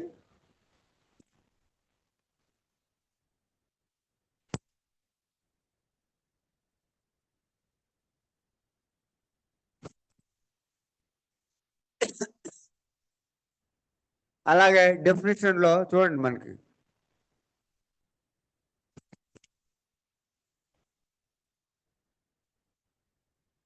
డెఫినేషన్లో ఇంకోటి ఉంటుంది, ఏముంటుంది, చిన్నది క్యాలెండర్. డెఫినేషన్స్లో 2లో 20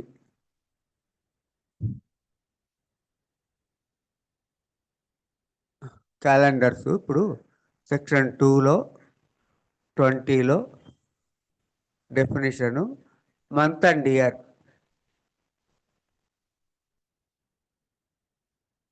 అంటే డేట్లు కోర్టులు వేయాలి, ఏ డేట్లు వేయాలి, లేకపోతే లిమిటేషన్ 4 years ఏ క్యాలెండర్ ప్రకారం తీసుకోవాలి. రకరకాల క్యాలెండర్లు ఉంటాయి, సెకాయరా ఉంటుంది, గుప్తా ఎరా ఉంటుంది, లేకపోతే మన గ్రిగేరియన్ క్యాలెండర్ ఉంటుంది, బ్రిటిష్ క్యాలెండర్ ఉంటుంది, ఇజ్రీ క్యాలెండర్ ఉంటుంది. ఇట్లా రకరకాల క్యాలెండర్లు ఉంటాయి. ఇక్కడ ఏం చెప్పారంటే ఏ క్యాలెండర్ ప్రకారం తీసుకోవాలంటే గ్రిగేరియన్ క్యాలెండర్ అంటే ఇప్పుడు మనం వాడే క్యాలెండర్. లేకపోతే ఒకడు ఏం చేస్తాడు, ఆ క్యాలెండర్ ప్రకారం అండి, ఈ క్యాలెండర్ ప్రకారం అండి 12 years అయిపోయిందండి, 3 years అయిపోయిందండి అని చెప్తాడు. ఇప్పుడు సోలార్ క్యాలెండర్కి లోనార్ క్యాలెండర్కే తేడా ఉంటుంది కదా. గ్రిగేరియన్ క్యాలెండర్ అంటే ఇప్పుడు మనం వాడే క్యాలెండర్ పేరు గ్రిగేరియన్ క్యాలెండర్. ఈ క్యాలెండర్నే వాడాలని ఎక్కడ చెప్పారు? డెఫినిషన్స్లో సెక్షన్ 220లో చెప్పారు. ఇదే కాదు, లిమిటేషన్ యాక్ట్ ఉంటుంది. లిమిటేషన్ యాక్ట్లో 12 years, 3 years, 1 year లిమిటేషన్ ఉంటుంది కదా. ఆ లిమిటేషన్ యాక్ట్స్లో సెక్షన్ 24లో కూడా ఇదే చెప్పారు, ఈ క్యాలెండరే వాడాలని చెప్పారు. ఫస్ట్ 2 చోట్ల గ్రిగేరియన్ క్యాలెండర్ వాడాలి అని చెప్పారు. ఇప్పుడు మనం వాడే క్యాలెండర్ పేరే గ్రిగేరియన్ క్యాలెండర్. ఇది ఎందుకు మనం చెప్పుకోవాల్సి వచ్చిందంటే గ్రిగేరియన్ క్యాలెండర్ అన్నా బ్రిటిష్ క్యాలెండర్ అన్నా ఒకటే. ఇప్పుడు మనం వాడేదే గ్రిగేరియన్ క్యాలెండర్, మనం వాడేదే బ్రిటిష్ క్యాలెండర్. అయితే ఇక్కడ మీరు ఎవరైనా మన బేర్ యాక్ట్లు మొదటి పేజీ పైన చదివుంటే సెకాయరా అని కూడా ఉంటుంది. అంటే పార్లమెంటు చేసే ప్రతి యాక్టు ఈ డేట్ వేసి దీంతో పాటు సెకాయరా అని కూడా వేస్తారు. అంటే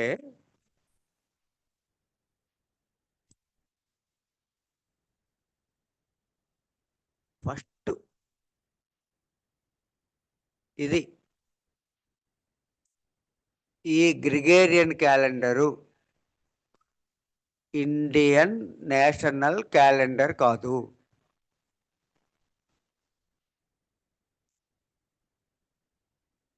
ఇండియన్ అఫీషియల్ క్యాలెండర్ కాదు. మనం ఏం చేస్తామంటే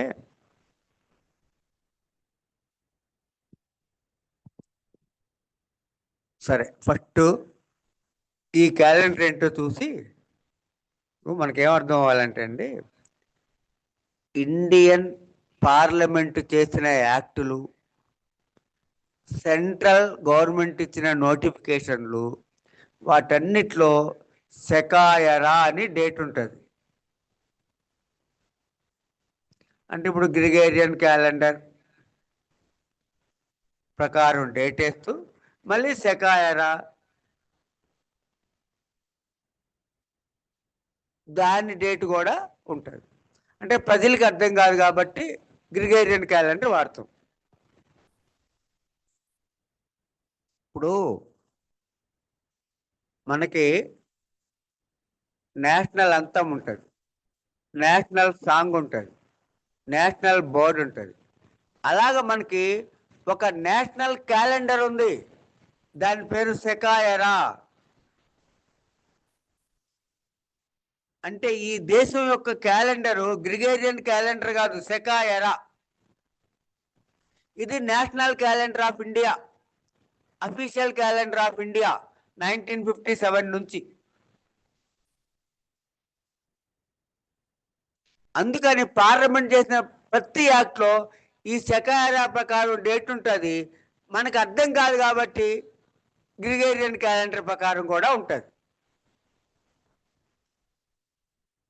ఇప్పుడు మనం వాడేది గ్రిగేరియన్ క్యాలెండర్. ఇప్పుడు మనకి ఎలా సెకాయరా ఉందో ఏ దేశానికి ఆ దేశానికి ఓన్ ఎరాలు ఉంటాయి.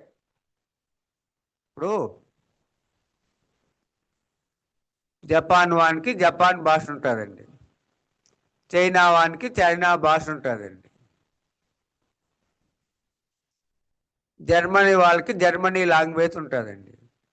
ఇండియా వాళ్ళకి ఇండియా లాంగ్వేజ్ ఉంటుందండి. అమెరికా వాళ్ళకి అమెరికన్ లాంగ్వేజ్ ఉంటుందండి. ఇప్పుడు వీళ్ళందరూ మాట్లాడుకోవాలంటే ఏం చేస్తున్నాం మనం? ఒక ఇంటర్నేషనల్ లాంగ్వేజ్ పెట్టుకున్నాం, ఇంగ్లీష్ అని. సో ఇంగ్లీష్ అనేది ఇంటర్నేషనల్ లాంగ్వేజ్. ఇండియన్ లాంగ్వేజ్ కాదు, జపాన్ లాంగ్వేజ్ కాదు, జర్మనీ లాంగ్వేజ్ కాదు, చైనా లాంగ్వేజ్ కాదు, పాకిస్తాన్ లాంగ్వేజ్ కాదు. ఒకవేళ ఎక్కడన్నా ఇంగ్లీష్ ఉంటే అది ఆ దేశం లాంగ్వేజ్. సో అందరం కలిసి మాట్లాడుకోవడానికి ఒక లాంగ్వేజ్ పెట్టుకున్నాం, అది ఇంగ్లీష్. అట్లా జపాన్ వాళ్ళకి జపాన్ క్యాలెండర్ ఉంటుంది, చైనా వాళ్ళకి చైనా క్యాలెండర్ ఉంటుంది, జర్మనీ వాళ్ళకి జర్మనీ క్యాలెండర్ ఉంటుంది, ఇండియా వాళ్ళకి ఇండియా క్యాలెండర్ ఉంటుంది, అమెరికా వాళ్ళకి అమెరికన్ క్యాలెండర్ ఉంటుంది. వీళ్ళందరికీ అర్థం అవడం కోసం మనం ఒక గ్రిగేరియన్ క్యాలెండర్ని పెట్టుకున్నాం, అది అర్థం అవ్వాలి. ఫస్ట్ లాంగ్వేజ్ అయితే ఇంగ్లీష్ పెట్టుకున్నాం, ఇంటర్నేషనల్ లాంగ్వేజ్. క్యాలెండర్ అయితే గ్రిగేరియన్ క్యాలెండర్ పెట్టుకున్నాం, రైట్. ఇప్పుడు అసలు మనం ఆ శకాయరా ఏంటో చూస్తాం, మనకు అర్థమయ్యే విధంగా.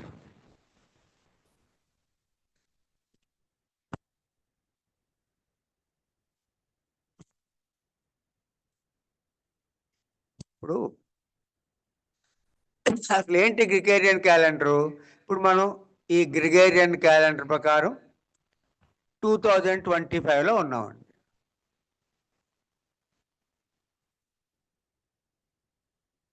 ఈ గ్రిగేరియన్ క్యాలెండర్ ప్రకారం 2025 ఏడీలో ఉన్నాం.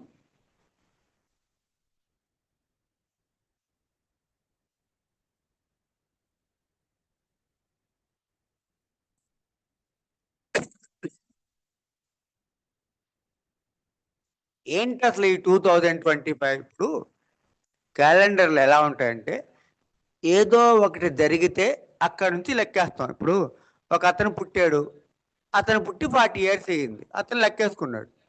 ఇంకో అతనికి మ్యారేజ్ అయ్యి 5 ఇయర్స్ అయింది, అతనికి మ్యారేజ్ అయ్యి 5 ఇయర్స్ అయిందని లెక్కేసుకున్నాడు. ఈ దేశానికి స్వాతంత్రం వచ్చి 75 ఇయర్స్ అయింది అనుకోండి, స్వాతంత్రం వచ్చి 75 ఇయర్స్ అయింది లెక్కేసుకున్నాం. అంటే ఏదో ఒక పాయింట్ తీసుకుంటున్నాం. అలాగే ఏంటి 2025? ఏదో ఒకటి జరిగింది. ఈ ఏడి అంటే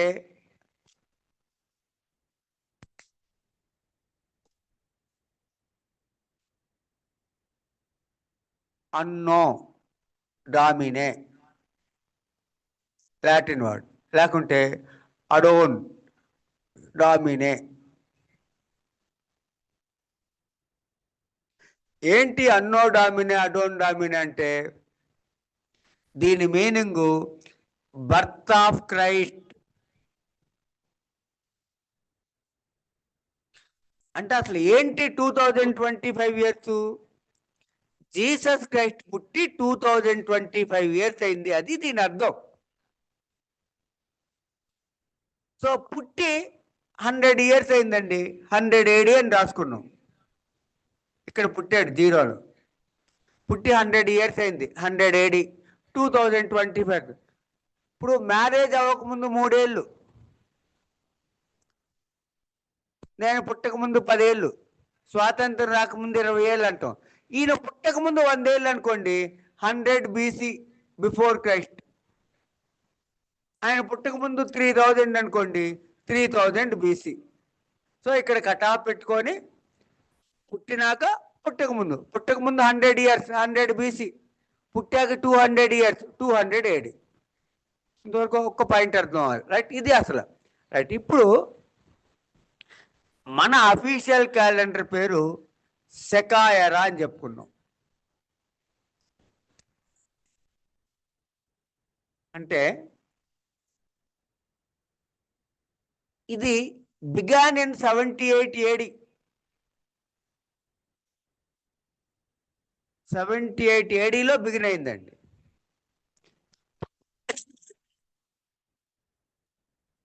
78 ADలో. అంటే ఇప్పుడు ఎక్కడున్నాం మనం చూడండి. ఒక అతను ఇక్కడ నుంచి ఒక 400 కిలోమీటర్స్ పరిగెత్తాడు. ఇంకోటి ఇక్కడ బయలుదేరాడు 100 కిలోమీటర్ దగ్గర, ఇక్కడ వరకు వచ్చాడు. ఎంత దూరం వచ్చాడంటే -100, 300 వచ్చినట్టు. రైట్. ఇక్కడ 78 ఏడీలో బిగిన్ అయ్యాడు.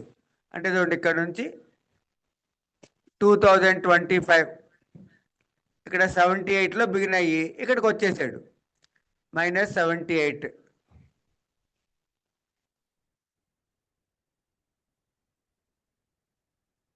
ఇప్పుడు మనం 1947లో ఉన్నాం.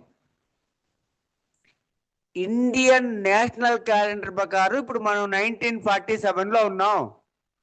పార్లమెంట్ యాక్ట్ చూడండి, 1947 ఉంటుంది. పోనీ 2024లో చేసిన ఈ 3 యాక్టులు చూడండి, 1945 ఉంటుంది. సెకాయరా 1945 అని ఉంటుంది. గజెట్ బేర్ యాక్ట్ మొదటి పేజీ చూస్తే జాగ్రత్తగా, ఇది సెకాయరా. అయితే ఏమర్థం, ఇప్పుడు సెకాయరా ప్రకారం మనం 1947లో ఉన్నాం. ఇక్కడ 0 దగ్గర జీసస్ క్రైస్ట్ పుట్టాడని చెప్పాం. ఇక్కడ కూడా ఏదో ఒకటి జరిగి ఉండాలి, జరుగుంటేనే ఒక క్యాలెండర్ పుడుతుంది. ఈ 78 ఏడీలో కనిష్కుడు అని ఆయన బికేమ్ ఎంపరర్ ఆఫ్ ఇండియా. కనిష్కుడు ఉంటాడు. కనిష్కుడు ఈ దేశాన్ని పరిపాలించిన రాదు. ఇతని వంశం ఉంటుంది, కుషాన్ వంశం. అంటే మౌర్యులు, గుప్తులు, మొఘళ్ళు, ఢిల్లీ సుల్తాన్లు, వర్ధనాసు, ఇట్లా రకరకాల వంశాల వాళ్ళు ఈ దేశాన్ని పరిపాలించారు. దాంట్లో కుషాన్ వంశానికి చెందిన కనిష్కుడు 78 ఏడీలో ఈ దేశానికి రాజు అయ్యి అక్కడి నుంచి ఆయన ఒక క్యాలెండర్ స్టార్ట్ చేశాడు. దాని పేరు సెకాయరా. చెప్పుకున్నాం, సెకాయరా ఉంటుంది, గుప్తా ఎరా ఉంటుంది. ఇట్లా రకరకాల ఎరాలు ఉంటాయి. ఇది ఒక్కటే మనం ఎందుకు చెప్పుకున్నాం అంటే, this era became official calendar of India since 1957. 1957 ఏడీ నుంచి మనం దీనిని అఫీషియల్ క్యాలెండర్గా పెట్టుకున్నాం. అందుకని దీనిని మనం పార్లమెంటు ప్రతి యాక్ట్లో, సెంట్రల్ గవర్నమెంట్ ప్రతి నోటిఫికేషన్లో ఈ డేట్ వేస్తుంది. సో ఇప్పుడు మన అఫీషియల్ క్యాలెండర్ ఆఫ్ ఇండియా సెకాయరా. కానీ కోర్టులో ఏ క్యాలెండర్ వాడాలి? గ్రిగేరియన్ క్యాలెండర్ వాడాలి. ఎక్కడ చెప్పారు? లిమిటేషన్ యాక్ట్లో 24, దీంట్లోనేమో 2లో చెప్పారు, 217లో. 217లోనేమో అది. ఇప్పుడు ఈ సెకాయర్ కొంచెం అర్థమైంది. అంటే ఇప్పుడు మన దేశం ఎరా వేరు, వేరే దేశం ఎరా వేరు. సపోజ్ మనకి ఇది హిందూ దేశం, క్రిస్టియన్ దేశం వాళ్ళు ఇది వాడతారు. లేదు, ముస్లిం దేశాలు ఉంటాయి, వాళ్ళ క్యాలెండర్ పేరు ఇజ్రీ. అర్థం అవ్వాలి. అసలు ఇస్లామిక్ దేశాలన్నీ వాళ్ళు కూడా మన డేట్లు వేసుకుంటారు, కానీ వాళ్ళ క్యాలెండర్ పేరు ఇజ్రీ. ఇది బిగాన్ ఇన్ 622 AD. అంటే ఏమైంది, ఒకతను ఇక్కడ వరకు నుంచి 225 వచ్చాడు, ఇంకో అతను 622 దగ్గర బిగిన్ అయ్యి 225 వచ్చాడు. ఇప్పుడు ఏ ఇయర్లో ఉన్నామంటే ఆ 2025లో ఈ 622 తీసేయాలి. 30, వీళ్ళు 1403లో ఉన్నారండి.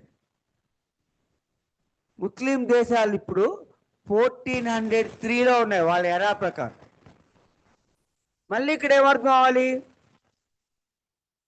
622 ADలో బిగిన్ అయినాయి అంటే ముస్లిం కంట్రీలు లేరా, ఆ 622 ADలో వాడు ఏదో ఒకటి జరిగి ఉండాలి.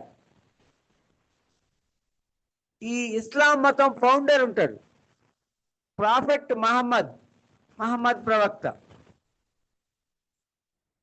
ఈ prophet Muhammad born in 570 AD. 570 ADలో మక్కాలో పుట్టాడు. 622 ADలో మక్కా నుంచి మదీనాకి వెళ్ళిపోయాడండి. ఆ మక్కా నుంచి మదీనాకి వెళ్ళిపోయిన ఇయర్ని గుర్తుగా పెట్టుకొని వాళ్ళ ఎరా పెట్టుకున్నారు. సో ఎవరి లాంగ్వేజ్ వాళ్ళకున్నట్టు ఎవరి ఎరాలు వాళ్ళకున్నాయి అనేది అర్థం అవ్వాలి. సో మన అఫీషియల్ క్యాలెండర్ ఆఫ్ ఇండియా అని అడిగారు అనుకోండి, మెయిన్స్లో ప్రిలిమ్స్లో క్వశ్చన్లు వస్తాయి. అఫీషియల్ క్యాలెండర్ ఆఫ్ ఇండియా అంటే సెకా ఎరా, బిగాన్ ఇన్ 78 AD, ఫౌండర్ కనిష్కుడు. ఇంకా ఇదేమో మనకి January 1 బిగిన్ అవుతుంది, ఇదేమో March 22 బిగిన్ అవుతుంది. ఇది ముస్లిం క్యాలెండర్, మంత్ల పేర్లు ఉంటాయి, రంజాన్. అలాగే మొహరం అనేది ఫస్ట్ మంత్ పేరు, బిగిన్స్ ఆన్ మొహరం ఫెస్టివల్. ఇప్పుడు న్యూ ఇయర్ January 1 అంటే January 1st మంత్, దాని ఫస్ట్ డే January 1. అలాగే మొహరం హిజ్రీ క్యాలెండర్లో, ముస్లిం క్యాలెండర్లో ఫస్ట్ మంత్. ఆ మొహరం మంత్ ఫస్ట్ డేనే Muharram festival, new year calendar begin అవుతుంది.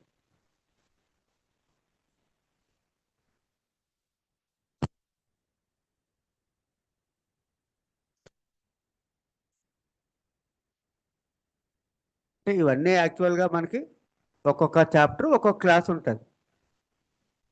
20 చాప్టర్లు అంటే కనీసం 15 క్లాసులన్నా ఉంటాయన్నమాట. ఒక చాప్టర్ చూసాం, రెండో చాప్టర్ కొంచెం పనిష్మెంట్లు వచ్చి చేసాం, ఏమేమి చాప్టర్లు ఉన్నాయో చూస్తే టైం అయిపోతుంది. ఓకే, మూడోది ఏంటంటే జనరల్ ఎక్సెప్షన్స్ ఉంటాయి. థర్డ్ చాప్టర్ జనరల్ ఎక్సెప్షన్ అంటే దాంట్లో ప్రైవేట్, డిఫెన్స్ అవన్నీ కలిపి ఉంటాయి. జనరల్ ఎక్సెప్షన్ ఏంటంటే an offense become a non offence, ఒక నేరం కాకుండా పోతుంది. ఇప్పుడు suppose an act done by a child under the age of 7 years, అంటే 7 years లోపు వాడు ఒక మర్డర్ చేశాడండి. ఒక 6 years పిల్లోడు ఎవడో ఒకటి పట్టుకొని ఉంటే రాయి తీసుకొని తల బాలు కొట్టాడు, వాడు చచ్చిపోయాడు. Not an offence, comes under general exception. అంటే 7 years లోపు వాడు ఏ నేరం చేసినా అది నేరం కాదు, కమ్స్ అండర్ జనరల్ ఎక్సెప్షన్. లేదు, ఒకటికి అగెనిస్ట్ హిజ్ విల్, వాడికి తెలియకుండా కూల్ డ్రింక్లో మందిచ్చి ఫుల్గా తాగిచ్చి అతనితో ఒకటి తగలబాలు కొట్టించాడు. అది ఇంటాక్సికేషన్ స్టేజ్ ఏంటి? Against his will, against his knowledge. అతనికి తెలియకుండా ఒక కూల్ డ్రింక్ బాటిల్లో మత్తు కలిపి అతనితో తాగిపిచ్చి వెళ్ళి ఆడు తలబాలు కొట్టరు అన్నాడు, ఈడు వెళ్ళి తగలబాలు కొట్టాడు. Comes under general exception. లేదు, ఒకడు వచ్చి నన్ను కత్తితో పొడవబోయాడు, పొడిస్తే చచ్చిపోతానుగా, నా దగ్గర గన్ ఉంది కాల్ చేశా, కమ్స్ అండర్ జనరల్ ఎక్సెప్షన్. వాడు ఇంట్లోకి వచ్చి గోల్డ్ అంతా తీసుకొని పారిపోతున్నాడు, కర్ర తీసుకొని తలబాలు కొట్టా, జనరల్ ఎక్సెప్షన్. అంటే నా ఆస్తి కాపాడుకోవడానికి, నా ప్రాణం కాపాడుకోవడానికి. లేకపోతే 7 years లోపు వాడు, లేకపోతే ఆడికి తెలియకుండా తాగిచ్చి, and act done by mistake of fact, లేకపోతే act done by a judge, comes under general exception.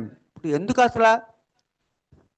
ఇప్పుడు లోయర్ కోర్టులో శిక్షలు పడతాయి, హైకోర్టులో కొట్టేస్తారు, లోయర్ కోర్టులో కొట్టేస్తారు, హైకోర్టులో శిక్షలు పడతాయి. కానీ కింది జడ్జెస్ని పై కోర్టులు క్వశ్చన్ చేయవు, నువ్వు ఇలా ఎందుకు చేసావని. అంటే ఏం చెప్పారు ఇక్కడ జనరల్ ఎక్సెప్షన్లో? Every act done by a judge is treated as done with good faith, without negligence, with due care. వాళ్ళు జాగ్రత్తగా మంచి ఉద్దేశంతో చేసినట్టే లెక్క అని రాశారు. అప్పుడేమైంది? ఒక జడ్జిమెంట్ ఇస్తే దానికి పనిష్మెంట్ ఉండదు. ఇట్లా జనరల్ ఎక్సెప్టెన్స్ ఉంటాయి. ఓ పిచ్చోడు రాయి తీసుకొని ఒక తలబాలు కొట్టాడు, జనరల్ ఎక్సెప్షన్. వాడికి పిచ్చోడు తెలియదు కదా, వాడికి నేరం ఉండదు, శిక్ష ఉండదు. అంటే ఏమన్నా ఇక్కడ జనరల్ ఎక్సెప్టెన్స్ అంటే ఇది ఒక పెద్ద చాప్టర్, 3 hours ఉంటుంది. ఒక నేరం కాకుండా పోతుంది. But the burden of proof is on the accused. నేను 7 years లోపు వాడిని నేనే నిరూపించుకోవాలి. నేను గుడ్ ఫెయిత్తో చేశానని నేనే నిరూపించుకోవాలి. నా ప్రాణాన్ని కాపాడుకోవడం చంపానని నేనే నిరూపించుకోవాలి. నా ఆస్తిని కాపాడుకోవడం చంపానని నేనే నిరూపించుకోవాలి. Burden of proof is on the accused. ఇప్పుడు బిఎస్ఏ సాక్ష్యాధిన్యాయం రాకముందు ఎవిడెన్స్ యాక్ట్ ఉండేది 1872. ఈ ఎవిడెన్స్ యాక్ట్ రాకముందు ఈ బర్డెన్ ఆఫ్ ప్రూఫ్ ఎలా ఉందంటే ప్రాసిక్యూషనే. గవర్నమెంట్ కదా ఇతను చంపాడని చెప్తుంది, వాళ్ళే ఇతనేం తాగలేడు, ఇతనేం పిచ్చోడు కాదు, ఇతనేం ప్రాణాన్ని కాపాడుకోవడానికి చంపలేదని వాళ్ళే ప్రూవ్ చేయాలి. అంటే before 1872, before enforcement of Indian evidence act, the burden of proof of general acceptance is on the prosecution. But whereas after the Evidence Act, the burden of proof shifted from prosecution to the accused. So ఇప్పుడు ఇతనే నిరూపించుకోవాలి. ఇట్లా general acceptance ఒక chapter ఉంటాయండి.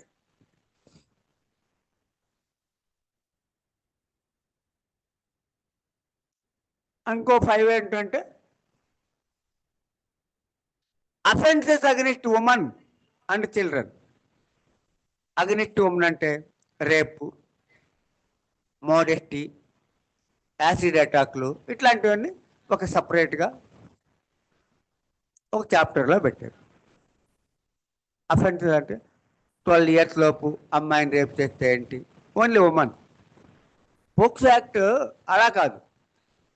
POCSO act అంటే 18 years లోపు అమ్మాయిల మీద కానీ, అబ్బాయిల మీద కానీ, ట్రాన్స్జెండర్ మీద కానీ సెక్సువల్ అసాల్ట్ చేస్తే పోక్సో యాక్ట్. సో అదేంటంటే prevention of children from sexual offences. Children అంటే ఎవడు? అబ్బాయి అవ్వచ్చు, అమ్మాయి అవ్వచ్చు, ట్రాన్స్జెండర్ అవ్వచ్చు. ఇక్కడ ఓన్లీ ఉమెన్ మీద జరిగే నేరాలు ఉంటాయి. డిస్రోబ్ చేయడం, టేకింగ్, వెంటబట్టడం, ఇట్లాంటి అమ్మాయిల మీద, చిన్నపిల్లల మీద చేసే నేరాలని సపరేట్గా ఒక చాప్టర్లో చూపించారు. అది 5. 6 ఏమో అఫెన్సెస్ అగెనిస్ట్ హ్యూమన్ బాడీ. మన తలవాళ్ళు కొడతాం, లేకపోతే మర్డర్ చేయడాలు, ఇట్లా హర్ట్ చేయటం, గ్రీవియస్ హర్ట్, కిడ్నాప్, అబ్డక్షను, అంటే మనుషుల మీద జరిగే నేరాలు. ఒక 6లో చెప్పారు.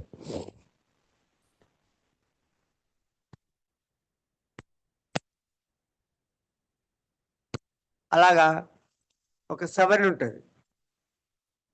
అఫెన్సెస్ అగెనిస్ట్ స్టేట్, ప్రభుత్వాల మీద. స్టేట్ అంటే అగెనిస్ట్ స్టేట్ అంటే ఇండియన్ కాన్స్టిట్యూషన్ ఆర్టికల్ 12లో డెఫినేషన్ ఉంటుంది. Central government, state government, local government, పంచాయతీలు, మున్సిపాలిటీ. సో అలా ప్రభుత్వాలను కూలదోయడానికి, ప్రభుత్వానికి వ్యతిరేకంగా చేసే నేరాలన్నీ ఒక చాప్టర్లో చెప్పారు. చాప్టర్ 7.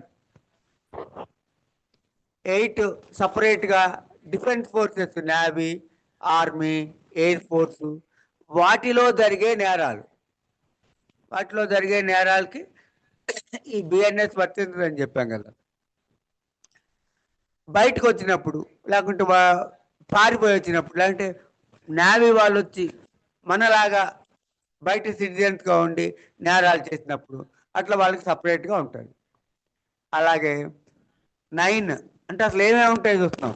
రిలేటింగ్ టు ఎలక్షన్స్, ఎలక్షన్లో దొంగ ఓట్లు వేయటం, దొంగ నామినేట్లు వేయటం, రిగ్గింగ్ చేయడం, ఇట్లాంటి ఎలక్షన్స్కి సంబంధించిన నేరాలు, ఎలక్షన్కి సంబంధించిన నేరాలు 9లో ఉంటాయి. 10 వచ్చేసి దొంగ నోట్లు, కరెన్సీ, దొంగ స్టాంపులు అలాంటివి ఉంటాయి. 11 వచ్చేసి ప్రజాశాంతికి భంగం కలిగించకుండా పబ్లిక్ ట్రాంక్విలిటీ.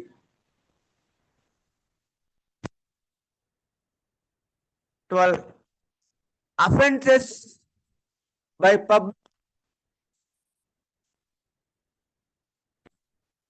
పబ్లిక్ సర్వెంట్స్ అంటే ఇప్పుడు పోలీసులు కానీ, లేకుంటే జడ్జెస్ కానీ, ఇంకొకరు కానీ వాళ్ళు చేసే నేరాలు. అంటే ఇప్పుడు సపోజ్ ఒక పోలీసు ఉన్నారు, ఫాల్స్ ఛార్జ్ షీట్ వేసాడు, ఫ్యాబ్రికేషన్ చేసిన దాని కింద లెక్క. లేకపోతే ఒక ఎఫ్ఐఆర్ రిజిస్టర్ చేయలేదు, పనిషబుల్. అట్లా పబ్లిక్ సర్వెంట్లు చేసే నేరాలు, అది ఒక సెక్షన్ 12లో చెప్పారు.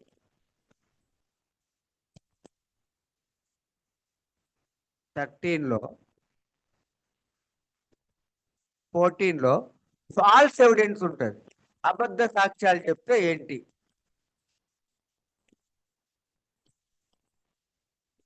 13 ఏమో కంటెంప్ట్ ఆఫ్ పబ్లిక్ అథారిటీ. అంటే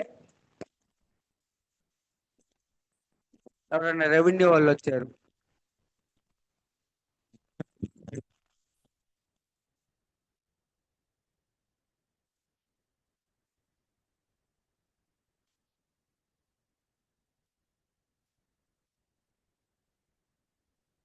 మర్డర్ జరిగింది మీరు చూసారంటే నేను చెప్పను అనుకోండి, పబ్లిక్ సర్వీస్ ఏది అడిగినా మరి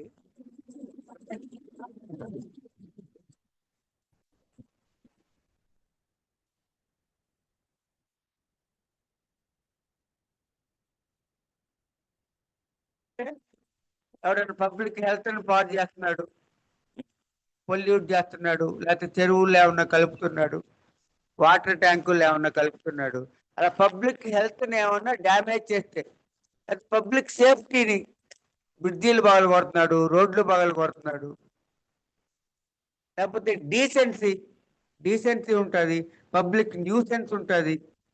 డీసెన్సీ మంచిగా బట్టలు వేసుకొని వెళ్ళాలి, కడ్రాయిల మీద వెళ్ళకూడదు కదా. వాడు కడ్రాయిల మీద వెళ్తే మొరాలిటీ, డీసెన్సీ ఇవన్నీ పాడు చేసినట్లు లెక్క. అలా ఒక 15, 16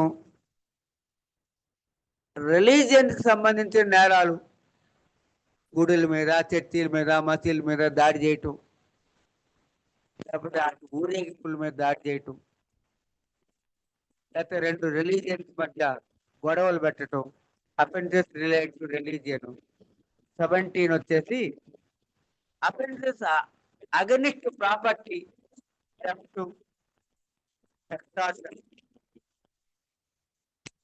రాబరీ, డకాయిటీ, మిస్అప్రాప్రియేషన్, ఇట్లా ప్రాపర్టీకి సంబంధించిన నేరాలు. 18 డాక్యుమెంట్స్ సంబంధించి ఫోర్జరీ చేయడం.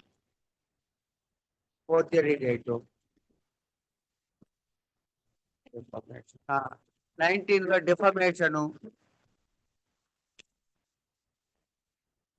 20 ఏమో ఈ యాక్ట్ కి సంబంధించి రిపీల్స్. అవి అంటే ఓవరాల్ గా అసలు మనకి ఏమేమి ఉంటాయి? డిఫమేషను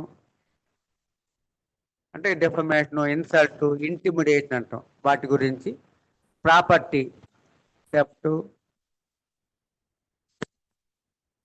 ఎక్స్టార్షను, రాబరీ, డెకాయిటీ, మిస్అప్రాప్రియేషను, మిస్చీఫ్ ఇట్లాంటివి ఉంటాయి. ఫోర్జరీలు, డాక్యుమెంట్లు ఫోర్జరీ చేయటం, రిలీజియన్కి సంబంధించింది, పబ్లిక్ హెల్త్కి సంబంధించింది.